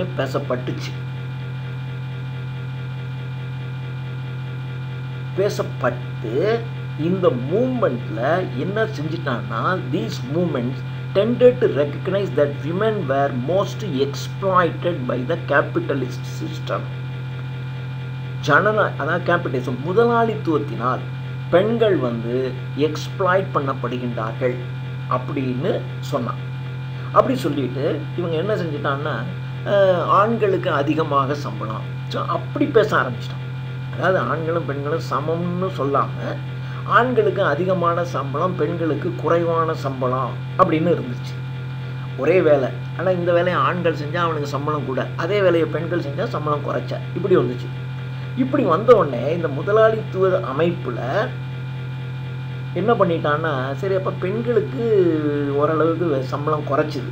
சம்பளம் குறையிறதுனால ஆண்கள் இருக்கக்கூடிய இடத்துல எல்லாம் அந்த இடத்துக்கு பெண்களை வேலைக்கு வைக்க ஆரம்பிச்சிட்டான். ஏன்னா ஆண்களை வச்சுக்கிட்டா சம்பளம் கூட, அந்த இடத்துல ஒரு பெண் வேலை செஞ்சால் சம்பளம் குறைச்ச, அப்போ நமக்கு அது நல்லது தானே என்று ஆண்களுக்கு பதிலாக அந்த இடத்துல விமன் ரீப்ளேஸ்டு மென்னை ரீப்ளேஸ் பண்ணாங்க. இப்போ இதில் என்ன ஆயிடுச்சுன்னா, ஆண்களுக்கெல்லாம் பயங்கரமான கோஞ்சி. ஏன்னா இந்த மேல் ஒர்க்கர்ஸ்லாம் they're all anger about female workers. பெண் தொழிலாளிகள் மீது இவங்களுக்கு கோவம் வந்துருச்சு. இதுதான் கடைசியில் வந்த பலன். ஸோ ஆண்கள் பெண்கள், அதாவது இந்த இடத்துல பார்த்தீங்கன்னா பெண்களும் ஆண்களுக்கு இணையாக வேலை செய்கிறாங்க. அப்போ பெண்களாலேயும் முடியுது, பெண்களும் பொருள் ஈட்டுகிறார்கள். அப்போ ஆணும் பெண்ணும் சமம்னு வரணும்ல அடுத்த கட்டத்துக்கு. ஆனால் இது டைரக்ஷன் மாறி போயிடுச்சு. இது சமம்னு வர்றதுக்கு பதிலாக முதலாளித்துவ அமைப்பில் பெண்களுக்கு சம்பளம் குறைச்சா ஆண்களுக்கு சம்பளம் கூட, அதனால் ஆண்களை வேலைக்கு வச்சுக்கிறது போல பெண்களை வேலைக்கு வச்சுக்கலான்னு அவன் முடிவெடுத்தான். அவன் முடிவெடுத்தவொடனே ஆண் தொழிலாளர்களுக்கெல்லாம் ரொம்ப கோவம் பெண்கள் மேலே அவங்க எரிச்சல் அடைய ஆரம்பிச்சிட்டான். இப்படி தான் நடந்துருச்சு. So the balancing of reproductive works and productive works was still in a dilemma. So இப்போ பார்த்தீங்கன்னா ஆண்களுக்கு சமமாக பெண்களும் களத்தில் இறங்கி வேலை செஞ்சு ப்ரொடக்டிவ் ஒர்க்ஸில் வந்தால் கூட அந்த ரெண்டு பேருக்கும் இடையில உள்ள அந்த ஈக்குவாலிட்டி என்பது ஒரு டிலம்மா, ஒரு கேள்வியாக இருந்துச்சு. இப்போது Christian morals made abortion a crime. கிறிஸ்தவர்கள் என்ன செஞ்சிட்டாங்க அப்படின்னா, அபார்ட் பண்ணிக்கிறது என்பது சட்டப்படி ஒரு குற்றம் அப்படின்னு ஆயிடுச்சு. அப்போது இது என்ன ஆச்சுன்னா, பெண்கள் வந்து ஒரு கருவுற்றாங்க. ஆனால் அவங்களுக்கு தோணுது, தன்னுடைய உடல்நிலை கருதி அல்லது தன்னுடைய எதிர்காலத்தில் தனக்கு அவங்களுக்கு விருப்பமே இல்லை அப்படின்னா, ஆனால் அவங்களுக்கு கரு விட்டுட்டாங்க. அப்போ எனக்கு இது வேண்டாம் அப்படின்னா அந்த கருவை அவங்க கலைக்க முடியாது. நீ கட்டாயமாக இந்த குழந்தைய பெற்று தான் தீரணும் அப்படிங்கிற கட்டாயப்படுத்தப்பட்டுட்டாங்க. ஸோ அங்கே அவர்கள் தங்களுடைய உரிமையை நிலைநாட்ட முடியலை. 19ஆம் நூற்றாண்டில் இந்த 19th century women were able to work more. அவங்க நிறைய களத்தில் வேலை செய்கிறாங்க. And having more freedom to control their reproduction. அப்போது அவங்க நிறைய பணியாற்ற ஆரம்பித்த உடனே தங்களுடைய குழந்தை பெற்றுக்கிறதுல அவங்களுக்கு ஒரு ஃப்ரீடம் கிடைக்குது. அப்படி ஃப்ரீடம் கிடைச்ச உடனே இது என்ன ஆகிடுதுன்னா, பெண்களினுடைய நிலையில் கொஞ்சம் மாற்றம் வர ஆரம்பிக்குது. அப்போ மாற்றம் வந்து இப்போ என்ன ஆயிடுச்சுன்னா, இந்த ஃபெமினிஸ்ட் மூவ்மெண்ட் இருக்கு இல்லையா, பெண் இயக்கம் என்பது கொஞ்சம் கொஞ்சமாக மாறி கிளாஸ் டிவிஷனாக மாறிப்போச்சு. கிளாஸ் டிவிஷன் என்பது வர்க்க போராட்டமாக மாறிப்போச்சு. வர்க்கம் அப்படின்னா முதலாளி வர்க்கம், தொழிலாளி வர்க்கம் அப்படி கொண்டு போயிட்டாங்களே ஒழிய, ஆண் பெண்களுக்கு இடையில் பெண்களுக்கு சுதந்திரம் என்பது மாறி தொழிலாளர்கள் சுதந்திரம் அடையணும், அது ஆண் தொழிலாளர்களும் சரி பெண் தொழிலாளர்கள் அப்படி கொண்டு வந்துட்டாங்க. ஸோ அப்படி போயிடுச்சு. ஸோ அப்படி போனால் கூட இதில் என்ன ஆயிடுச்சுன்னா, இந்த ஃபெமினிசம், இந்த பெண்ணியம் என்பது ஓரளவுக்கு சோவியத் ரஷ்யாவில் கொஞ்சம் அதிகமாக இருந்துச்சு. அங்கே கொஞ்சம் அதிகமாக அவங்களுக்கு கிடச்சிச்சு.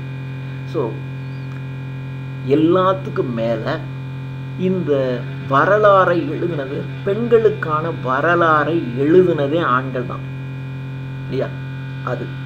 அதே சமயத்தில் ஃபெமினிஸ்ட் மூமெண்ட் இருக்கு இல்லையா, பெண் இயக்கம், இந்த பெண் இயக்கம் என்பது ஒரு அட்டானமஸ் பாடி இல்லை. இதுலேயும் அதிகமாக ஆண்கள் தான் அதிகமாக ஈடுபட்டாங்க. ஸோ அதனால often it has been affected by politics and social context. அதனால இந்த பெண்ணியம் என்பது அரசியல்னாலையும் சமுதாயத்தினாலையும் இது அதிகமாக பாதிக்கப்பட்டது. நீங்கள் வரலாறு முழுக்க நீங்கள் எடுத்துக்கிட்டீங்க அப்படின்னாக்க, பெண்கள் என்றைக்குமே தன்னுடைய பெனிஃபிட்டுக்காக அவங்க எதையுமே செயல்படலை. அவங்க என்ன செயல்படுத்தினாலும் அது சமுதாயத்திற்குன்னு மாறிப்போச்சு. என்ன செஞ்சாங்கன்னா அது பாலிட்டிக்ஸாக மாறி போயிடுமே ஒழிய, இது நான் செஞ்சேன், இது பெண்களினுடைய பெனிஃபிட், பெண்களுடைய முன்னேற்றத்துக்கானது என்று வரலாறில் எந்த இடத்துலையுமே இல்லாமல் போயிடுச்சு. ஸோ இதில் என்னென்னா, இப்போ சில முடிவுகள் இப்படி வர ஆரம்பிச்சிருச்சு. வரலாற்றில் என்ன பண்ணிட்டாங்கன்னா, பெண்களினால் எதையுமே ஒரு பெருசாக ஒரு காரியத்தை செய்யவே முடியாது அப்படி ஒன்று. So women have never created anything grand அப்படிங்கிற ஒரு தவறான முடிவு இப்படியே வரலாற்றில் இப்படி தோன்ற ஆரம்பிச்சிருச்சு. அடுத்தது, women situation has never prevented great women personalities from blossoming. So பெண்களினுடைய நிலைமையானது கிரேட் விமன் பர்சனாலிட்டிஸ், பெரிய பெண் முன்னோடிகள் தோன்றுவதை பெண்களினுடைய நிலை தடுக்குது. அதாவது பெண்கள்கிட்ட இருந்து ஒரு கிரேட் பர்சனாலிட்டிஸ் ஆஃப் விமன் பெண்களிடமிருந்து தோன்ற முடியாது. ஸோ விமன்ஸ் சிச்சுவேஷன், ஸோ இந்த சிச்சுவேஷனில் பெண்களிடமிருந்து ஒரு பெரிய லீடர், ஒரு கிரேட் பர்சனாலிட்டி பிளாசம் மலர முடியாது அப்படிங்கிற மாதிரியான கன்க்ளூஷன் வந்துருச்சு. ஸோ உண்மையை சொன்னால் இன்ஃபேக்ட் சர்க்கம்ஸ்டன்சஸ், சூழ்நிலைகள் தான் பெண்களை அவர்கள் தங்களுடைய பொட்டன்ஷியல் கிரேட்னஸ், தங்களுடைய வலிமையான மேம்பாட்டை உயர்த்தி கொள்வதற்கு பெண்களுக்கு தடையாக இருந்தது சர்க்கம்ஸ்டன்சஸ், அந்த சூழ்நிலை தான் காரணம். ஸோ அதனால் பெண்களுக்கு என்ன தேவை அப்படின்னா, ரைட்ஸ், உரிமைகள் தேவை, and concrete possibilities in order to have true freedom to create, உண்மையான சுதந்திரம் தேவை. ஸோ முன்னாடி நம்ம பார்த்தோம் அது ஃபால்ஸ் எமான்சிபேஷன், ஒரு பொய்யான சுதந்திரம் தான் அவங்களுக்கு கிடைக்கதே ஒழிய the true freedom to create, எதையாவது புதிதாக உன்னை உருவாக்குவதற்கு, புதிதாக உன்னை கண்டுபிடிப்பதற்கு, புதிதாக ஒன்றை செய்வதற்கு உண்மையான ஃப்ரீடம் பெண்களுக்கு இல்லை. அது இருக்கணும், அவங்களுக்கு தனிப்பட்ட உரிமைகள் இருக்கணும். இதுதான் பெண்களினுடைய உண்மையான தேவை. அதே சமயத்தில் மேரேஜ் என்பது பெண்களுக்கு ஒரு ஹெவியான விஷயந்தான், அது ஒரு சுமை. அந்த சுமைனால தான் சிமன் டி பிவாயருங்கிறவங்க என்ன பண்ணலை, மேரேஜே பண்ணிக்கல. ஆனால் அவங்க அந்த சாட்ரா என்பவரோட அவர் மேலே இவங்களுக்கு ஒரு அளவு கடந்த பிரியம், அவருடைய அந்த ஃபிலாசபியில் இவங்களுக்கு ரொம்ப பிரியம். ஆனால் பல இடங்களில் அவருடைய கொள்கையே மறுத்து பேசுகிறாங்க. ஆனால் அவர் மேலே, அவருடைய அறிவுத்திறன் மேலே இவங்களுக்கு சின்ன வயசுலேருந்தே பயங்கரமான ஈடுபாடு. 2 பேரும் சேர்ந்தே தான் வாழ்கிறாங்க. ஆனால் மேரேஜே பண்ணிக்கல. இன்னும் சொல்லப்போனால் இந்த அம்மாவுக்கு வேறு 1-2 பேரோட எல்லாம் ஒரு லிங்க் இருந்திருக்குன்னு சொல்லப்படுது. ஆனால் சாட்ரா கூடவே இருந்திருக்காங்க. அவரே ஒரு கட்டத்தில் கேட்குறாரு, நம்ம மேரேஜ் பண்ணிக்கலாம் அப்படின்னு கேட்குறாரு. அப்படி கேட்கும்போது கூட இல்லை, மேரேஜ் பண்ணால் லவ் அண்ட் மேரேஜ் ரெண்டுமே different. Love before marriage love இருக்கும், ஆஃப்டர் மேரேஜ் ஒருத்தர் நம்ம டாமினேட் பண்ணுற சென்ஸ் தான் வந்துடும். அதனால் நம்ம மேரேஜ் பண்ணிக்க வேண்டாம் என்று கடைசி வரைக்கும் அவங்க மேரேஜ் பண்ணாமலே தான் அவங்க வாழ்ந்துருக்காங்க. ஸோ ஏன்னா அவங்க மேரேஜ் என்பது ஒரு பெரிய பேர்டன், பெண்களுக்கு மீது சுமத்தப்படுகின்ற ஒரு சுமை அப்படின்னு கருதினாங்க. ஆனால் அப்படி கருதினால் கூட அவங்க சில இடங்களில் என்ன சொல்கிறாங்க அப்படின்னா, நமக்கு இதுக்கு முன்னாடியே பார்த்தோம், பெண்கள் அந்த மேரேஜ் பண்ணிட்டா, மேரேஜுக்கு முன்னாடி வரைக்கும் பெண்களுக்கு எங்கேயும் அங்கே போகாத, இங்கே போகாத, அங்கே நிற்காத, இங்கே நிற்காத, அந்த பையனோட பேசாத, இங்கே பேசாதேன்னு சொல்லுவாங்க. ஆனால் மேரேஜ் பண்ணிட்டாங்கன்னு வச்சுக்கல, மேரேஜ் பண்ணின பொண்ணு என்ன பண்ணுன்னா வீட்டுக்கு வர்ற கெஸ்ட்டோட ஆண்களோட எல்லாம் பேசுவாங்க. அந்த இது கிடைக்குது. அதனால் மேரேஜுங்கிறது ஒரு சுமையாக இருந்தால் கூட பெண்கள் மேரேஜ் பண்ணிக்கலாம் என்று, அது சாதாரண பெண்கள் பண்ணிக்கலாம் அப்படின்னு அவங்க சொல்கிறாங்க. So women have to exert greater moral effort to choose independence. So நமக்கு இண்டிபெண்டன்ஸ் வேணும் அப்படின்னா பெண்கள் என்ன பண்ணணும், ஒரு பெரிய மாரல் எஃபர்ட் போடணும், ஒரு மிகப்பெரிய தூய்மையான முயற்சி செய்யணும். அப்படி செஞ்சுட்டுனா தான் அவங்களுக்கு கிடைக்கும். So the path of independence. So ஆண்களினுடைய சுதந்திரத்திற்கான பாதையை விட பெண்களுக்கான சுதந்திரத்துக்கான பாதை என்பது மிகவும் கடினமானதாக இருக்கிறது என்று இந்த சாப்டரில் அவங்க சொல்லி முடிக்கிறாங்க. அடுத்தது பார்ட் 3. இது பார்ட் 2 முடிஞ்சிருது. அடுத்து பார்ட் 3 மித்ஸ். Part 3 chapter 1. ஆண்கள் என்ன பண்ணிட்டான்னா பெண்களை மித்தாலஜைஸ் பண்ணிட்டான். மித்தாலஜியஸ் பண்ணுறது அப்படின்னா, மித்தாலஜி அப்படின்னா புராணம் அப்படின்னா, அதாவது புராண கதாபாத்திரங்களாக பெண்களை அவர்கள் கருத ஆரம்பித்தார்கள். நீதான் பூமி தாய் அப்படின்றான், நீதான் கற்புக்கரசி கண்ணகி அப்படின்றோம். ஸோ கண்ணகிங்கிறது ஒரு புராணத்தில் வரக்கூடியது, சீதை என்பது ஒரு புராணத்தில் வரக்கூடியது. இது மாதிரி ஆண்களை சொல்ல மாட்டான், பெண்களை தான் ஒரு புராணத்தில் வருகின்ற பெரிய கடவுள்களாகவும் தேவதைகளாகவும் தேவ தூதர்களாகவும் எல்லாத்தையும் வர்ணிக்க ஆரம்பிச்சிட்டான். அப்படி செஞ்சான்.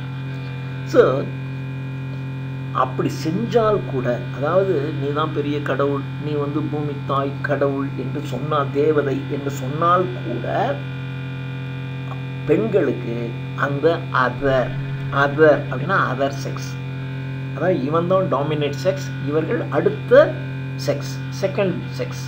ஸோ அப்படி தான் இவங்களை 2ஆம் தர செக்ஸாக தான் இவன் வச்சுக்குவான். பொருளாதார நேரத்துலையும் தனக்கு கீழே தான் வச்சுக்கான். இவன் தான் பணம் சம்பாதிப்பான், இவன் பாக்கெட்டில் பணத்தை வச்சு செலவழிப்பான், இவன் பெண்களை ஹோட்டலுக்கு அழைச்சிட்டு போவான். அங்கேயும் போய் என்ன பண்ணுவான்னா இவன் ஆர்டர் கொடுத்து பொண்ணை சாப்பிடுப்பான். இல்லை எனக்கு இது வேண்டாம் அதுதான் வேணும்னாக்கா சாப்பிடு, இதை சாப்பிடு அப்படின்றான். அங்கேயும் போய் இவன் டாமினேட் தான் பண்ணிக்கிட்டே உட்காந்துருப்பான். அங்கேயும் பெண்களுக்கு பொருளாதார சுதந்திரம் இல்லாமல் அவளுக்கு கீழே தான் வச்சுருப்பான். ஆனால் வீட்டில் பார்த்தீங்கன்னா அவங்க தேவதையுமா கடவுள்மா அப்படி சொல்லிடுவான். So achieving the highest state requires, அதாவது பெண்கள் மிக உயர்ந்த நிலையை அடையணும் அப்படின்னா அவங்களுக்கு என்ன தேவை, கான்ஸ்டன்ட் எஃபர்ட், தொடர்ச்சியான முயற்சி பண்ணிக்கிட்டே இருந்தாங்கன்னா அப்போ தான் அவங்க வர முடியும். ஸோ அப்படி தான் அவர்கள் தங்களுடைய பிரச்சனைகளை அவங்களால தீர்க்க முடியும். ஆனால் பெண்கள்கிட்ட they have neither male peers nor a totally foreign peer. அவங்க ஒரு மேல் பீர்னா ஈக்குவல்னு அர்த்தம். ஆண் இணைகள் அவங்களுக்கு கிடையாது. அப்போ அவங்க என்ன பண்ணாங்கன்னா டோட்டலாக ஒரு ஃபாரினர் மாதிரி, அதாவது அதுக்கு சம்பந்தம் இல்லாத மாதிரி ஒரு இடத்துக்கு போகிறான். அப்போ நீங்கள் வந்து இப்போ நான் எனக்கு தெரியாத ஒரு இடத்துக்கு நான் போகிறேன், ஒரு தொழில் நடந்துக்கிட்டு இருக்கு, அந்த இடத்துக்கு போகிறேன், எனக்கு அதை பற்றி ஒன்றுமே தெரியாது. ஐ ஆம் ஏ ஃபாரினர் தேர்.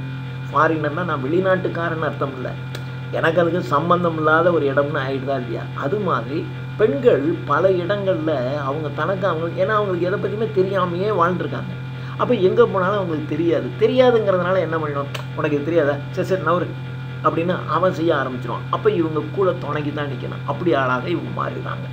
ஸோ அப்போது ஆண்கள் என்ன பண்ணுறாங்க அப்படின்னா பெண்களை பொசஸ் பண்ணி அவங்கள தனக்கு உரிமையானவங்களாக மாற்றிட்டாங்க. எனக்கு உரிமையான ஒரு பொருள் மேலே இது எனக்கு சொந்தமானது, என் சொந்தமான பொருளை நான் கீழே போட்டு உடைப்பேன், அடிப்பேன், என்ன வேணாலும் நீ யாரா கேட்குறதுன்றோம். அப்படி தான் ஒரு பொம்பளை போட்டு ஒருத்தன் அடிச்சுக்கிட்டு இருக்காங்க, என் முன்னாடி நான் அடிப்பேன் கொள்ளுவேன், நீ யாரா கேட்குறதுன்னு சொல்லிடுவான். ஏன்னா ப்ராப்பர்ட்டி என்னுடைய ப்ராப்பர்ட்டி அப்படின்னு சொல்கிறான். ஸோ இதில் தான் பெண்களை பற்றிய இந்த பண்பாடு மாறுபட்டுக்கிட்டே இருக்கும். பணக்கார நாடுகளில் பார்த்திங்கன்னா பெண்களை ஒரு ஐடலாக, சிற்பமாக, ஒரு சிலையாக வைத்துக் கொள்வார்கள். அவங்களுக்கு எந்த விதமான ஸ்ட்ரகிள், ஒரு சிரமமே இருக்காது. சாதாரண பெண்களுக்கு அது பொம்மை. இதில் சாதாரண வீட்டு பொண்ணு பரவாயில்ல, இது எங்கேயும் போகும், பக்கத்து வீட்டில் உட்காந்து பேசும், என்ன வேணாலும் செய்யும். ஆனால் பணக்கார வீட்டு பொண்ணு அது வீட்டை விட்டு வெளியே வராது, அந்த வீட்டுக்குள்ளே ஏசி ரூமில் உட்காந்துக்கும், எல்லா வசதியும் இருக்குது. அது ஒரு பொம்மை மாதிரி, அப்படியே ஒரு ஆடம்பர பொம்மை, நல்லா நகை போட்டுக்கலாம், நிறைய சாரீ கட்டிக்கலாம், ஆனால் எந்த இதுவும் இருக்காது, அது ஒரு பொம்மை மாதிரி தான் இருக்கும். இதுதான் பணக்கார நாடுகளில், பணக்கார வீடுகளில் இப்படி தான் இருக்கும். அவங்களுக்கு எந்த ஸ்ட்ரகிளும் இருக்காது, அவங்க போய் எந்த வேலை செய்யணுங்கிற அவசியம் இல்லை, எதையும் செய்ய வேண்டியதில்லை, அவங்களுடைய லைஃபே வந்து மீனிங்லெஸ்ஸாக போயிடும். ஆனால் சோஷலிஸ்ட் கண்ட்ரிஸ்,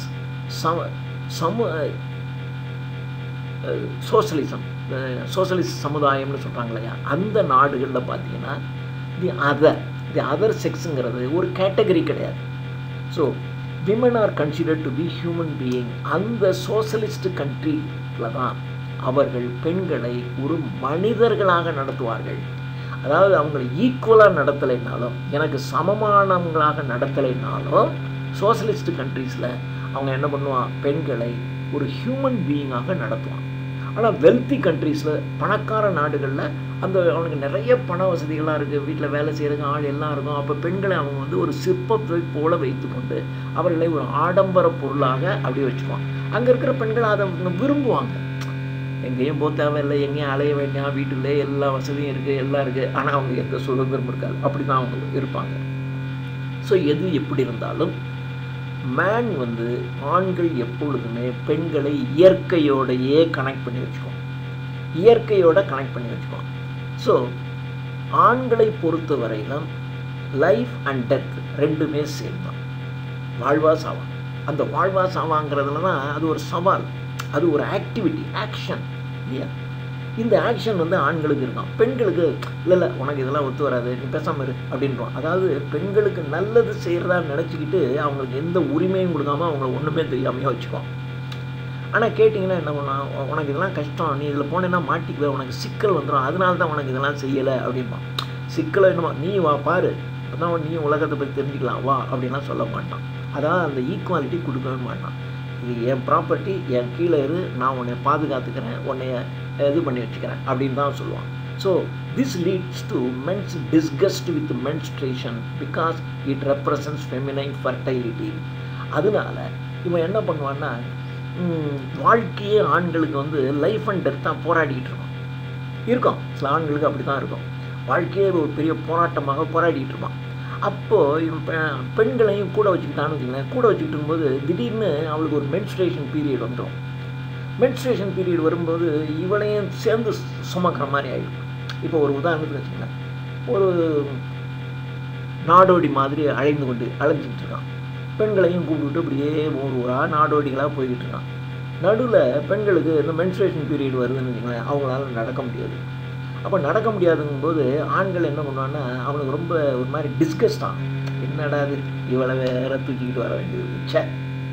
ஏன்னா 3 நாள் அவளை ரொம்ப நடக்க முடியாது. இப்போ வந்து என்னென்னமோ பேட்லாம் வந்துருச்சு, நீங்கள் நாள் பூரா வந்து விளையாடலாங்கிற அளவுக்குலாம் சொல்லிகிட்டு இருக்கான். அப்போ அதெல்லாம் ஒன்றும் இருக்காதுல்ல அந்த காலத்துலலாம். அப்போ அவங்க என்ன பண்ணிவிடுவாங்கன்னா அது ஒரு பெரிய சுமையாக இருக்கிறான்.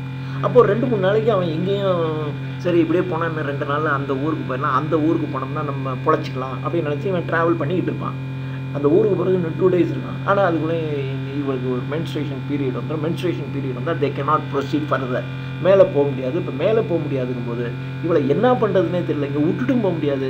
சரி அப்போ 2-3 நாளைக்கு நமக்கு சோத்துக்கு எப்படியாவது கஷ்டப்பட்டு போயிட்டோம்னா அங்கே போய் சம்பாதிக்கலாம், ஒரு மாதிரி சாப்பிடலாம். இவள் சாப்பாட்டுக்கே ஒன்றும் இல்லை, இவளை வேற தூக்கிட்டு போகிறோம், என்ன பண்ணுறதுனே தெரியாது, விட்டுட்டும் போக முடியாது, வச்சுட்டும் போக முடியாது. இங்கே தான் ஆண்கள் வந்து இந்த பெண்கள் மேலே டிஸ்கஸ்ட் ஆகும்.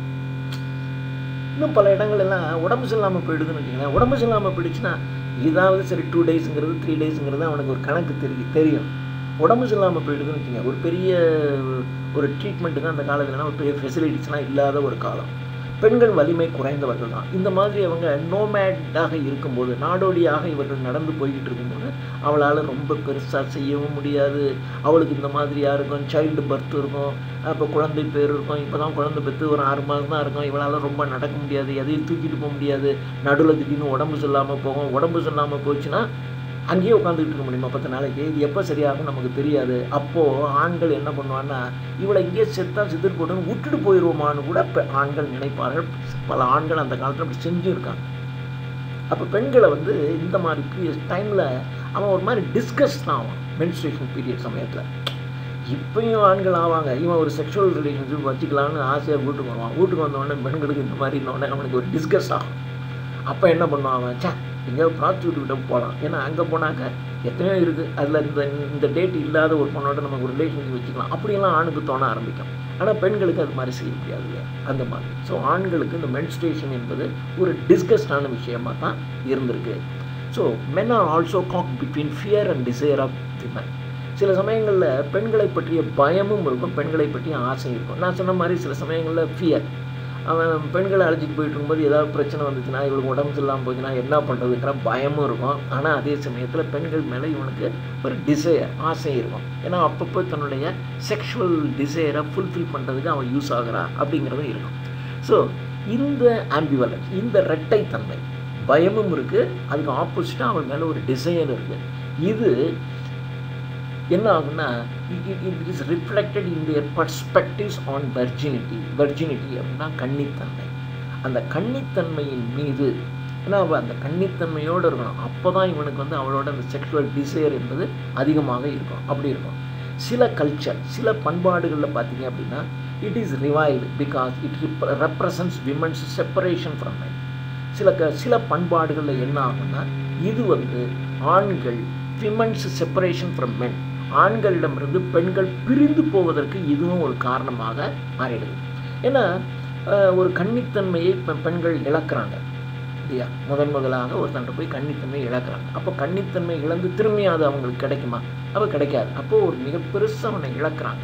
அப்படி இழந்து அவங்க வாழ்க்கையில் ஒன்றுமே இல்லாமல் போகும்போது அப்போ இந்த மாதிரி ஒரு லைஃபுக்காக என்னுடைய வெர்ஜினிட்டியை நான் இழந்தேன், இதுக்காக நான் இவங்க கூட இருந்தேன் அப்படின்னு சொல்லி அவங்களுக்கு வந்து ஒரு டிஸ்கஷன் வரும். அந்த இதில் அவங்க வந்து ஆணை விட்டு பிரிஞ்சும் போயிடுவாங்க.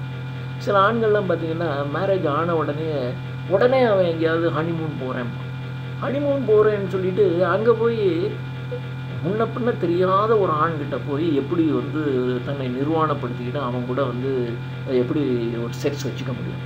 ஸோ கொஞ்ச நாள் அப்படியே இருந்து பேசி பழகி நட்பாகி ஒருத்தருக்கு பிரிஞ்சு அதுக்கப்புறம் இவங்களுக்கும் அந்த சென்ஸ் வர ஆரம்பித்து அப்புறம் நீங்கள் எங்கேயாவது போய் அவங்ககிட்ட ஒரு செக்ஷுவல் ரிலேஷன்ஷிப் வச்சுக்கிட்டிங்கன்னா அவங்களுக்கு அந்த வெர்ஜினிட்டியை அவங்க தியாகம் பண்ணுறதுல அவங்களுக்கு ஒரு அர்த்தம் இருக்குது. அவங்களே விரும்பி அதை தியாகம் பண்ணுவாங்க.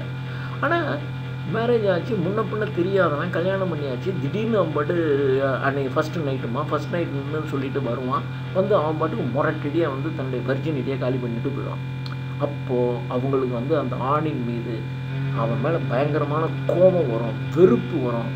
அது செப்பரேஷன் ஃப்ரம் மென், ஆண்களை விட்டு பிரிவதற்கு கூட இது காரணமாக மாறிடும். வேறு கல்ச்சர்ஸில் it represent their ability to belong only to one man. சில கல்ச்சரில் என்ன ஆகும் அப்படின்னா இந்த கன்னித்தன்மையை இழந்தாச்சு அப்படின்னாக்க யாருக்கிட்ட அந்த கன்னித்தன்மையை இழந்தமோ அந்த ஒருத்தன்கிட்ட மட்டும்தான் இவங்க பிலாங்கிங், அவனுக்கு சொந்தமாக அவர்கள் இருப்பார்கள். So by possessing women, men also want to subjugate nature and it represent to men's advances.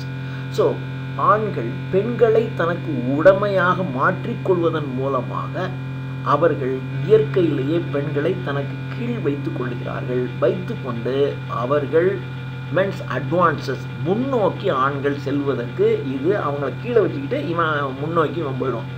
இன்னும் சொல்லப்போனால் தன்னுடைய வேலையில் அவங்கள ஹெல்ப்பராகவும் வச்சுக்குவான். ஹெல்ப்பராக, சர்வெண்ட்டாக, ஸ்லேவாக வச்சுக்கிட்டு இவன் மட்டும் மேலே போய்கிட்டே இருப்பான். ஸோ இந்த மாதிரி ஒரு பொசஷன், ஒரு பெண்ணை தனக்கு உடமையாக்கி கொள்ளுகிறது என்பது it leads to failure because woman remains other. இது எப்படின்னா, பெண்கள் உடமையாக்கிறீங்க, அந்த உடமையாக்குனது செகண்டரி தானே, ரெண்டாவது செக்ஸ் தானே.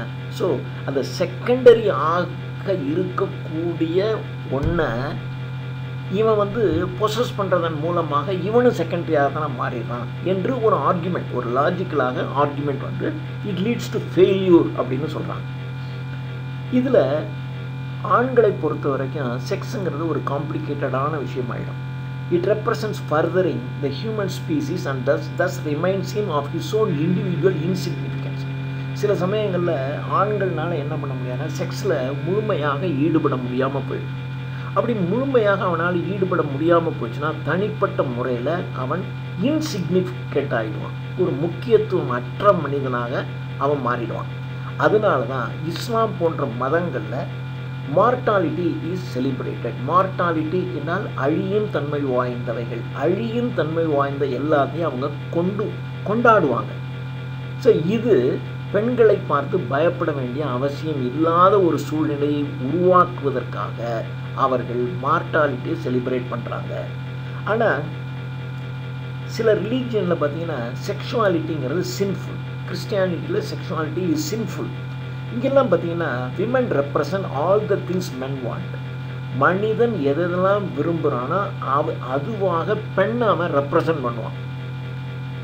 அவன் எதெல்லாம் விரும்புகிறானோ அது மாதிரி இவன் பெண்ணை வச்சுக்குவான். வச்சுட்டு as well as every thing they fear, அவன் எதை பார்த்தெல்லாம் பயப்படுறானோ அது மாதிரியெல்லாம் இவன் பெண்ணை கற்பனை பண்ணி வச்சுக்குவான். ஏன்னா செக்ஷுவாலிட்டிங்கிறதே ஒரு சின். அப்போது செக்ஷுவாலிட்டி இஸ் சின். இந்த செக்ஸை கொடுக்குறவ இவ, அதனால இவளை கண்டா பயம். ஸோ இவ வந்தான்னாவே ஒரு செக்ஸ் வச்சுக்கிற உணர்வு நமக்கு வந்துடும். அப்போ நம்ம பாவம் ஆகிடுவோம், பாவி ஆகிடுவோம். அதனால பெண்ணை கண்டாலே இவன் பயந்து ஒதுங்கிடுவான். அப்போ பெண்களை நேருக்கு நேர் பார்க்க மாட்டாங்க, அந்த மாதிரி இவங்க போயிடுவாங்க. இது சில மதங்களில் இப்படி இருக்கும்.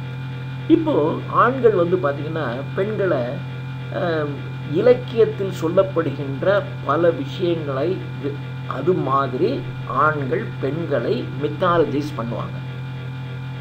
இப்போது ஒரு ஆர்ட்டில், கலையில் பார்த்தீங்கன்னா women are often celebrated precisely because they are a mysterious other.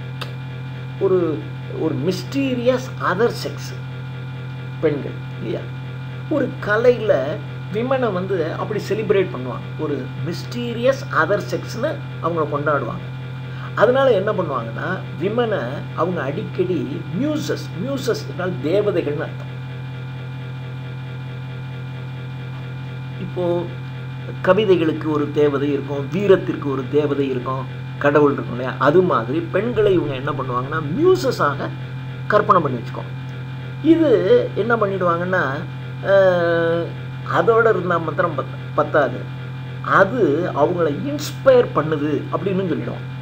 அதாவது இவங்க தேவதை, சரி தேவதைன்னு சொல்லிட்டல, ஈக்குவல் ரைட்டு கொடுக்கனா கொடுக்க மாட்டோம்.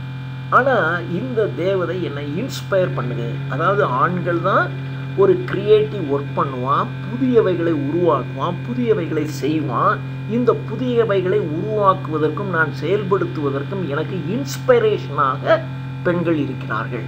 பெண் தேவதையாக இருந்து நான் செய்கிற காரியத்திற்கு ஒரு இன்ஸ்பிரேஷனாக பெண்கள் இருக்கிறார்கள் அப்படின்னு சொல்லிடுவோம். ஸோ எப்பயுமே இணையாக வச்சுக்கவே மாட்டோம், தனக்கு ஈக்குவல். அதாவது இந்த ஒஸ்தியாக வச்சுக்கிட்டான்னு வச்சுங்களேன், அது நமக்கு சிக்கல். ரொம்ப மரியாதை கொடுக்குறான்னு வச்சுங்களேன், அதாவது இணையாக வச்சுக்கிட்டான் தானே அவங்களோட இணைந்து நம்ம சந்தோஷமாக வாழ முடியும். உங்களை ஒரு ரொம்ப மரியாதை கொடுத்து மேலே கொண்டு போய் வச்சுருவான். அவ்வளோதான். ஐயோ நீங்கள் உங்கள் முன்னாடி அப்படின்னு சொல்லிட்டு ஒதுங்கிடுவான். நம்மளை ஒதுக்கி வச்சுருவாங்க. ஒதுக்கி வச்சுட்டு இவன் மாட்டி இவன் நல்ல வேலையெல்லாம் இருப்பான், ஜாலியாக இருப்பான், சினிமா போவான், என்னமோ பண்ணுவான். ஐயோ உங்கள் முன்னாடி அப்படின்னா இவங்களை தனிமைப்படுத்தி விட்டுருவான். அது மாதிரி பெண்களை வந்து அப்படி மியூசஸ் ஆக்கிக்குவான். நீங்கள் வந்து எங்களுக்கு இன்ஸ்பைரேஷனாக இருக்கீங்க அப்படின்னு சொல்லுவான். பாரதிதாசன் சொல்ற காற்றிலேறி விண்ணையும் சாடுவோம் காதல் பெண்ணின் கடைக்கண் பார்வையிலேம்மா. நீ அப்படி பார்த்தா போதும், நான் காற்றுலையே ஏறி சவாரி செஞ்சிருவேன்னு சொல்லுவான். அந்த மாதிரி வச்சுக்குவாங்க. ஸோ ஆண்கள் வந்து பெண்களை இன்னொரு விதமாகவும் ஒரு வேல்யூ பண்ணி வச்சுக்குவான். அவங்கள தனக்கு ஆடியன்ஸாக வச்சுக்குவான். அதாவது இவன் ஒரு காரியம் செய்கிறான்னு வச்சுங்களேன், ரொம்ப அருமையாக செய்கிறான். நிறைய வீட்டில் நான் பார்த்துருக்கேன். இவன் ஒரு கார்பெண்டராக இருக்கான்னு வச்சுங்க, அந்த வீட்டு பொம்பளை சொல்லலாம், எங்கள் வீட்டுக்காரர் மாதிரியெல்லாம் வேலை செய்ய முடியாது, அவ்வளவு சிறப்பாக செய்வார், ஒவ்வொரு காரியத்தையும் பார்த்திங்கன்னா அவ்வளவு. அந்த வீட்டில் இவர் தான் வந்து செய்யணும்னு சொல்லுவாங்க, இந்த வீட்டில் இவர் தான் வந்து செய்யணும்னு சொல்லுவாங்க, எல்லா வேலையும் அவர் தான் செய்வார். அப்படியே ஏன்னா அந்த இடத்துல வேலை செய்கிற இடத்துல இவனுக்கு என்ன மரியாதை இருக்குன்னு நீங்கள் அங்கே போய் பார்த்தீங்கன்னா தெரியும். ஆனால் அவன் வீட்டில் வந்து நிறைய அளந்து விட்டுருப்பான். என்ன தான் அங்கே வந்து வேலை செய்யணும்னு என்னைய தான் கூப்பிட்டுக்கிட்டே இருக்காங்க, நான் இல்லை எனக்கு டைம் இல்லைனாலும் நீ வந்து எனக்கு இந்த வேலையை செஞ்சு கொடுன்னு சொல்கிறாங்க. அப்படி வீட்டில் வந்து பிட்டை போட்டு விட்டுக்கிட்டே இருப்பான். அதனால் இவன் பெரிய வேலைக்காரன் அப்படின்னு அந்த அம்மா நினச்சிக்கிட்டே நம்பிக்கிட்டே இருக்கும். இந்த மாதிரி நான் பார்த்துருக்கேன் நிறைய இடங்கள்ல. அது மாதிரி இவன் என்ன பண்ணுவான்னா தனக்கு ஒரு ஆடியன்ஸ் மாதிரி வச்சுக்குவான். ஆடியன்ஸ் வந்து சபாஷ் வெரி குட். இப்போ ஒரு நல்ல ஒரு இசை கச்சேரி நடக்குதுன்னு வச்சுக்கோங்களேன், முன்னாடி 4 பேர் உட்காந்துக்கிட்டு தலையிலே ஆட்டிக்கிட்டு அப்படியே ஒரு தாளம் போட்டுக்கிட்டே இருந்தாங்கன்னா அந்த முன்னாடி பாடுறவனுக்கு ஒரு சந்தோஷமாக இருக்கும்ல. அப்போது அவனுக்கு ஒரு ஆடியன்ஸ் தேவை. முன்னாடி 4 பேர் உட்காந்து தூங்கிக்கிட்டு இருக்கான் அப்படின்னாக்கா அவனுக்கு பாடவே முடியாது. அது மாதிரி ஒரு நல்ல பேச்சாளர் பேசும்போது 2 இடத்துல கை தட்டினாங்க அப்படின்னா அவனுக்கு இன்னும் கொஞ்சம் உற்சாகம் வரும். அப்போ அந்த கை தட்டுற மாதிரி ஒரு ஆடியன்ஸ் தேவை. இது பெண்கள் பொருத்தமாக இருப்பாங்க. எங்கள் வீட்டுக்காரர் பார்த்தீங்கன்னா அவ்வளோ சிறந்தவர், அவ்வளோ பிரமாதமாக வேலை செய்வார், இவர் மாதிரி வேலை செய்ய உலகத்திலே ஒருத்தரும் கிடையாது அப்படிங்கிற மாதிரியே அந்த அம்மா பேசிக்கிட்டே உட்காந்துருக்கான். ஸோ இந்த மாதிரி ஒரு ஆடியன்ஸ் அவனுக்கு தேவைப்படும், அதுக்கு வச்சுக்குவான். ஆனால் ஈக்குவல்ஸாக மாத்திரம் வச்சுக்க மாட்டான். தனக்கு ஈக்குவலாக வச்சுக்க மாட்டான். தனக்கு ஆடியன்ஸாக வச்சுக்குவான், தனக்கு ஒரு தேவதையாக வச்சுக்குவான், ஒரு கடவுளாக வச்சுக்குவான், எல்லாத்தையும் வச்சுக்குவான். ஆனால் ஈக்குவலாக மாத்திரம் வச்சுக்குவான். பெண்களை இவன் எப்படி வச்சுக்குவான்னா ஸ்பிங்ஸாக வச்சுக்குவான். ஸ்பிங்ஸ் அப்படின்னா பெண் தலை சிங்கத்தின் உடம்பு. அப்படி ஸ்பிங்ஸ் மாதிரி சிங்கம் மாதிரி தான் என் ஒய்ஃபு அப்படின்னு சொல்லுவான். ஏன் சிங்கம் மனுஷி மாதிரி வச்சுக்கிட்டாங்க போதும். ஸோ இந்த மாதிரி ஒரு ஏஞ்சல் அண்ட் டெவில், ஏஞ்சலுக்கும் டெவிலுக்கும் இடையில உள்ள ஒன்றா வச்சுக்கிட்டு பெண்களை படுத்தி எடுப்பானே ஒழிய அவர்களை இணையாக அல்லது ஈக்குவலாக வைத்துக்கொள்ளவே மாட்டார்கள். அடுத்தது சாப்டர் 2. சாப்டர் 2ல் இந்த ரைட்டர்ஸ் என்ன பண்ணுவாங்கன்னா, நிறைய ரைட்டர்ஸ், பல எழுத்தாளர்கள், நாவலிஸ்ட், புதினம் எழுதுபவர்கள், நாவல்கள் எழுதுபவர்கள், இவர்களெல்லாம் இந்த எழுதுகிறவங்களெல்லாம் அலசி ஆராய்ந்து சிமன் டி பூவாயர் 5 சப்ஜெக்டை உருவாக்குறாங்க. அந்த 5 சப்ஜெக்ட்லையும் விமன் வந்து இந்த 5 சப்ஜெக்டில் இருக்கக்கூடிய எழுத்தாளர்கள் எல்லாமே பெண்களை மித்தாலஜைஸ் பண்ணுறாங்களே ஒழிய பெண்களை ஒரு சம அந்தஸ்து உடையவர்களாக ஆக்கலை. பெண்களை ரொம்ப உயர்வாக சொல்லிக்கிட்டே உட்காந்துருக்கான். நீ ரொம்ப உயர்வாலாம் சொல்ல வேணாம், ஈக்குவல்னு சொல்கிறான் அப்படின்னா ஈக்குவல்னு சொல்ல மாட்டான், ரொம்ப ஒஸ்தியாக சொல்லிக்கிட்டு பாருங்கள் நான் பெண்களை வந்து மிக உயர்வாக என்னுடைய எழுத்துக்களில் நான் காட்டுறேன், நான் பெண்களுக்கு அவ்வளோ மரியாதை கொடுக்குறேன். மரியாதையெல்லாம் எங்களுக்கு தேவையே கிடையாது, நீ ஒன்றும் செய்ய வேணாம், ஆணும் பெண்ணும் சமம், ஆண் என்ன செய்கிறானா எல்லாத்தையும் பெண் செய்யணும், அது மாதிரி சொல்கிறான்னா அது மாதிரி சொல்ல மாட்டேங்கிறான் என்று இந்த மாதிரி பெண்ணிய எழுத்தாளர்கள், மிகச்சிறந்த எழுத்தாளர்களை 5 சப்ஜெக்ட்ஸில் பிரித்து எல்லாத்தையும் அவங்க அனலைஸ் பண்ணி பார்த்தா எல்லாருமே பெண்களை மித்தாலஜைஸ் பண்ணிட்டு அவங்கள அதர் செக்ஷன் தான் வைக்கிறானே ஒழிய, அதாவது செகண்ட் செக்ஷன் தான் வைக்கிறானே ஒழிய அவர்களை வந்து ஈக்குவலாக வைக்கிறது இல்லை. அந்த சப்ஜெக்ட்ஸுங்கிறத அவன் சொல்கிறான்.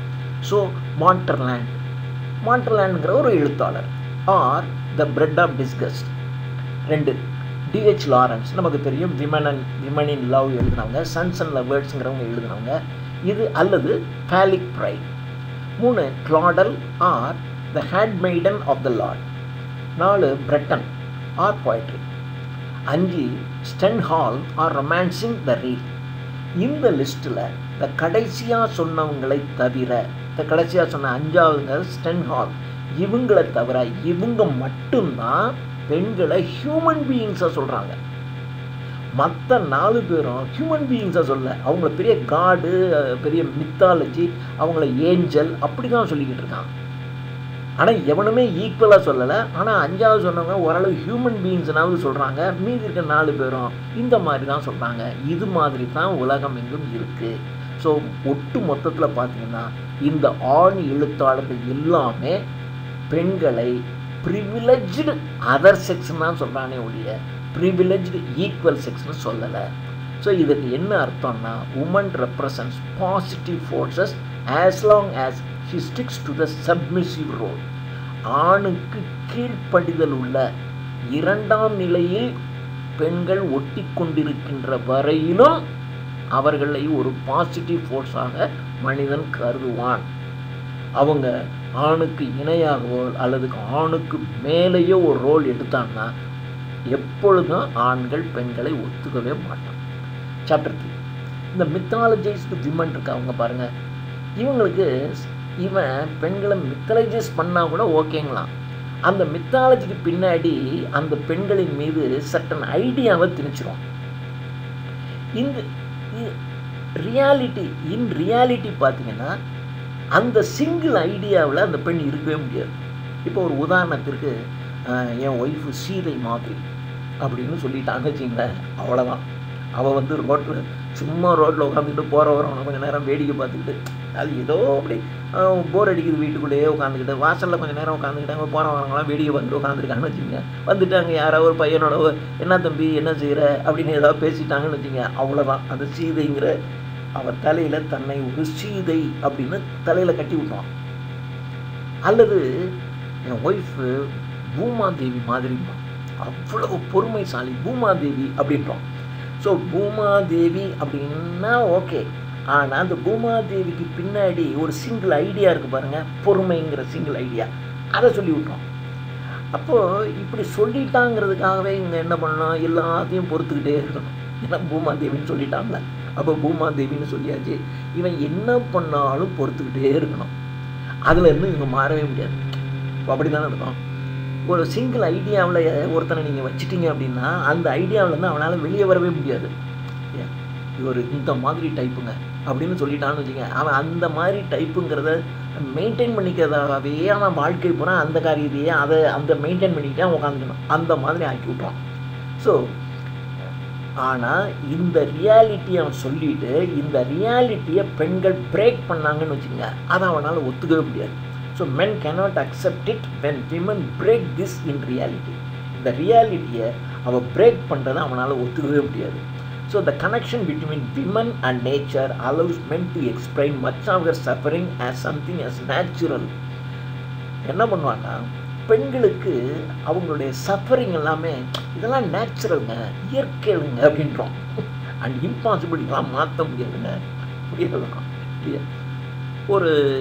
ஒரு குழந்தை பெற்றுக்கும் போது அந்த பர்த் பெயின் இருக்கு இல்லையா, அந்த குழந்தை பெற்றுக்கொள்ளும்போது ஏற்படுகிறது, இதெல்லாம் ஒரு குழந்தை வேணும்னா நேச்சுரல், இதெல்லாம் நீ தாங்கித்தான் ஆகணும் அப்படிமா. சரி தாங்கித்தான் ஆகணும், ஓகே சரி, இந்த ஒரு குழந்தை எனக்கு இன்னொரு குழந்தை வேணும், இன்னொரு குழந்தை வேணும்னா நான் நல்லா கஷ்டப்படணும், அதை பற்றிலாம் இதெல்லாம் நேச்சுரல், நீ தாங்கிக்கணும், it is impossible to change, இதெல்லாம் மாற்றவே முடியாதுன்றோம். ஸோ சில சஃபரிங் எல்லாம் அது இப்படி தான் இருக்குது, இதெல்லாம் நேச்சுரல் அப்படின்னு சொல்லிட்டு இதெல்லாம் மாற்ற முடியாதுன்னு சொல்லிட்டு இந்த சஃபரிங்லாம் நீ பண்ணித்தான் ஆகணும்னு கட்டாயப்படுத்திடுவான். இப்போ குழந்தை பெற்றாச்சு, குழந்தை பெற்றதுக்கப்புறம் அந்த குழந்தைங்களாம் வளர்க்கணும்.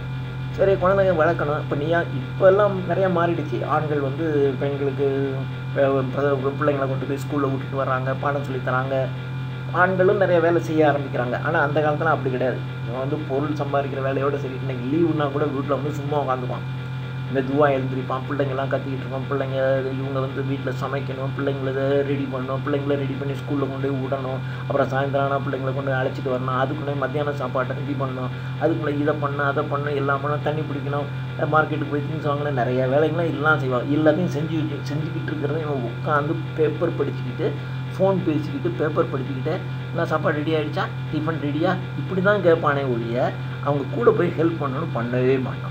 அவன் என்ன சொல்லுவான், நேச்சுரல், இதெல்லாம் பெண்கள்னால் இதெல்லாம் இருக்கத்தாமல் செய்யும், இதெல்லாம் நீ தான் செய்யணும். இப்போ நாங்கள் போய் வெளியில் போய் இவ்வளோ கஷ்டப்படுறோம்ல, அது மாதிரி நீ வீட்டில் இருக்கிற வேலைங்க நீ தான் செய்யணும், இட் இஸ் இம்பாசிபிள் டு சேஞ்சுங்கிற ஒரு வேலையை சொல்லிடுவான், இதெல்லாம் நேச்சுரல்ட்டு போயிடும். So The myth of feminine mystery allows men to believe that women are impossible to understand.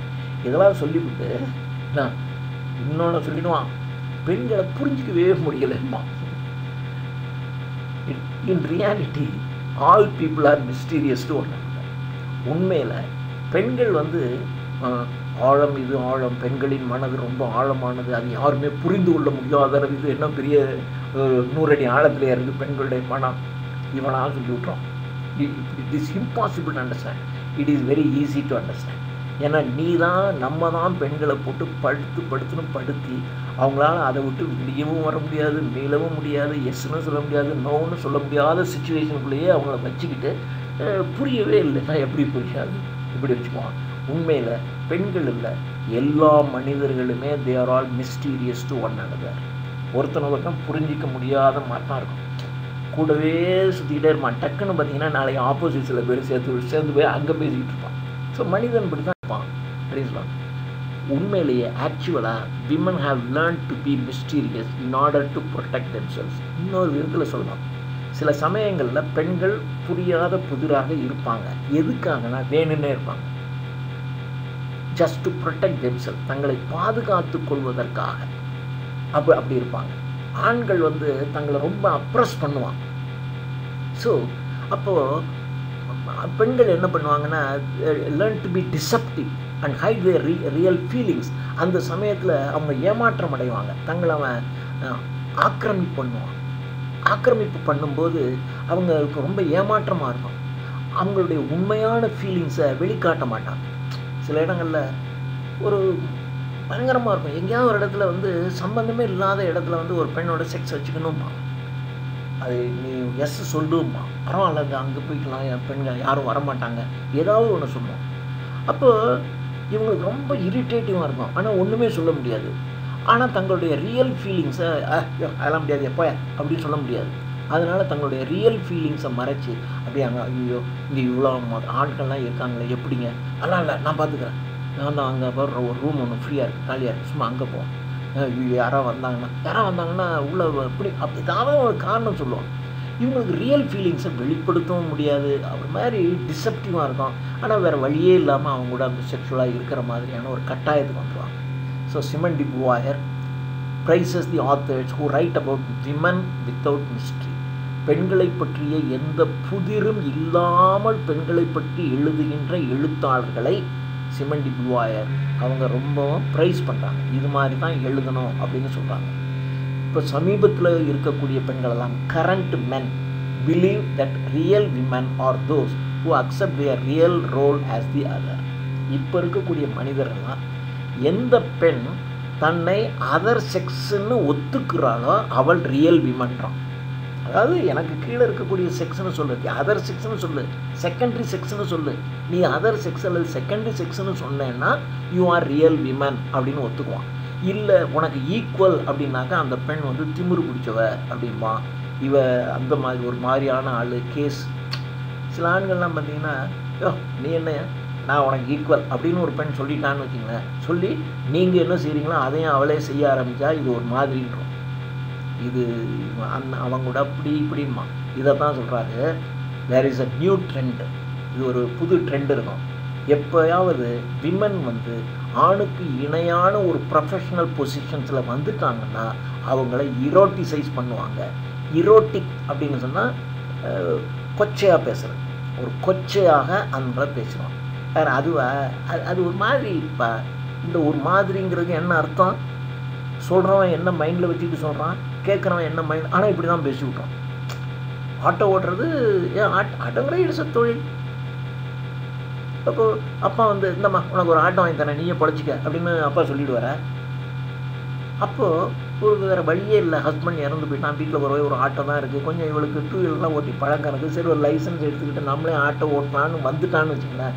Auto ஸ்டாண்டில் 20 ஆட்டோ இருக்குது அப்படின்னாக்க இவ ஒருத்தி தான் பொம்பளை. அப்போ என்ன பண்ணுவான்னா மீதி இருக்கிறவங்களா சும்மா கூட வந்து கடலை போட்டுக்கிட்டு இருப்பான், அல்லது அவள் ஏதாவது அவளுக்கு ஒரு நல்லது வந்துருச்சுன்னு வச்சுங்களேன், இது ஒரு மாதிரி அப்படின்பா, அவன் கூட பேசுவா, இவன் கூட போவா. ஒரு சவாரி வந்துச்சு பாரு, அந்த சவாரி கூட எங்கே போனான்னு நினைக்கிற, ஒரு லாட்ஜில் கொண்டு போய் இறக்கி விட்டான், அப்புறம் என்ன ஆச்சுன்னு தெரியல அப்படின்னு சும்மா தெரியலன்னு எதையாவது 19 எதையாவது சொல்லி விட்டு போயிடும். ஸோ இவங்கெல்லாம் இரோட்டிசைஸ் பண்ணுவாங்க என்று சொல்கிறார். இது செகண்ட் வீடியோ. இன்னும் 2 வீடியோ இருக்குது.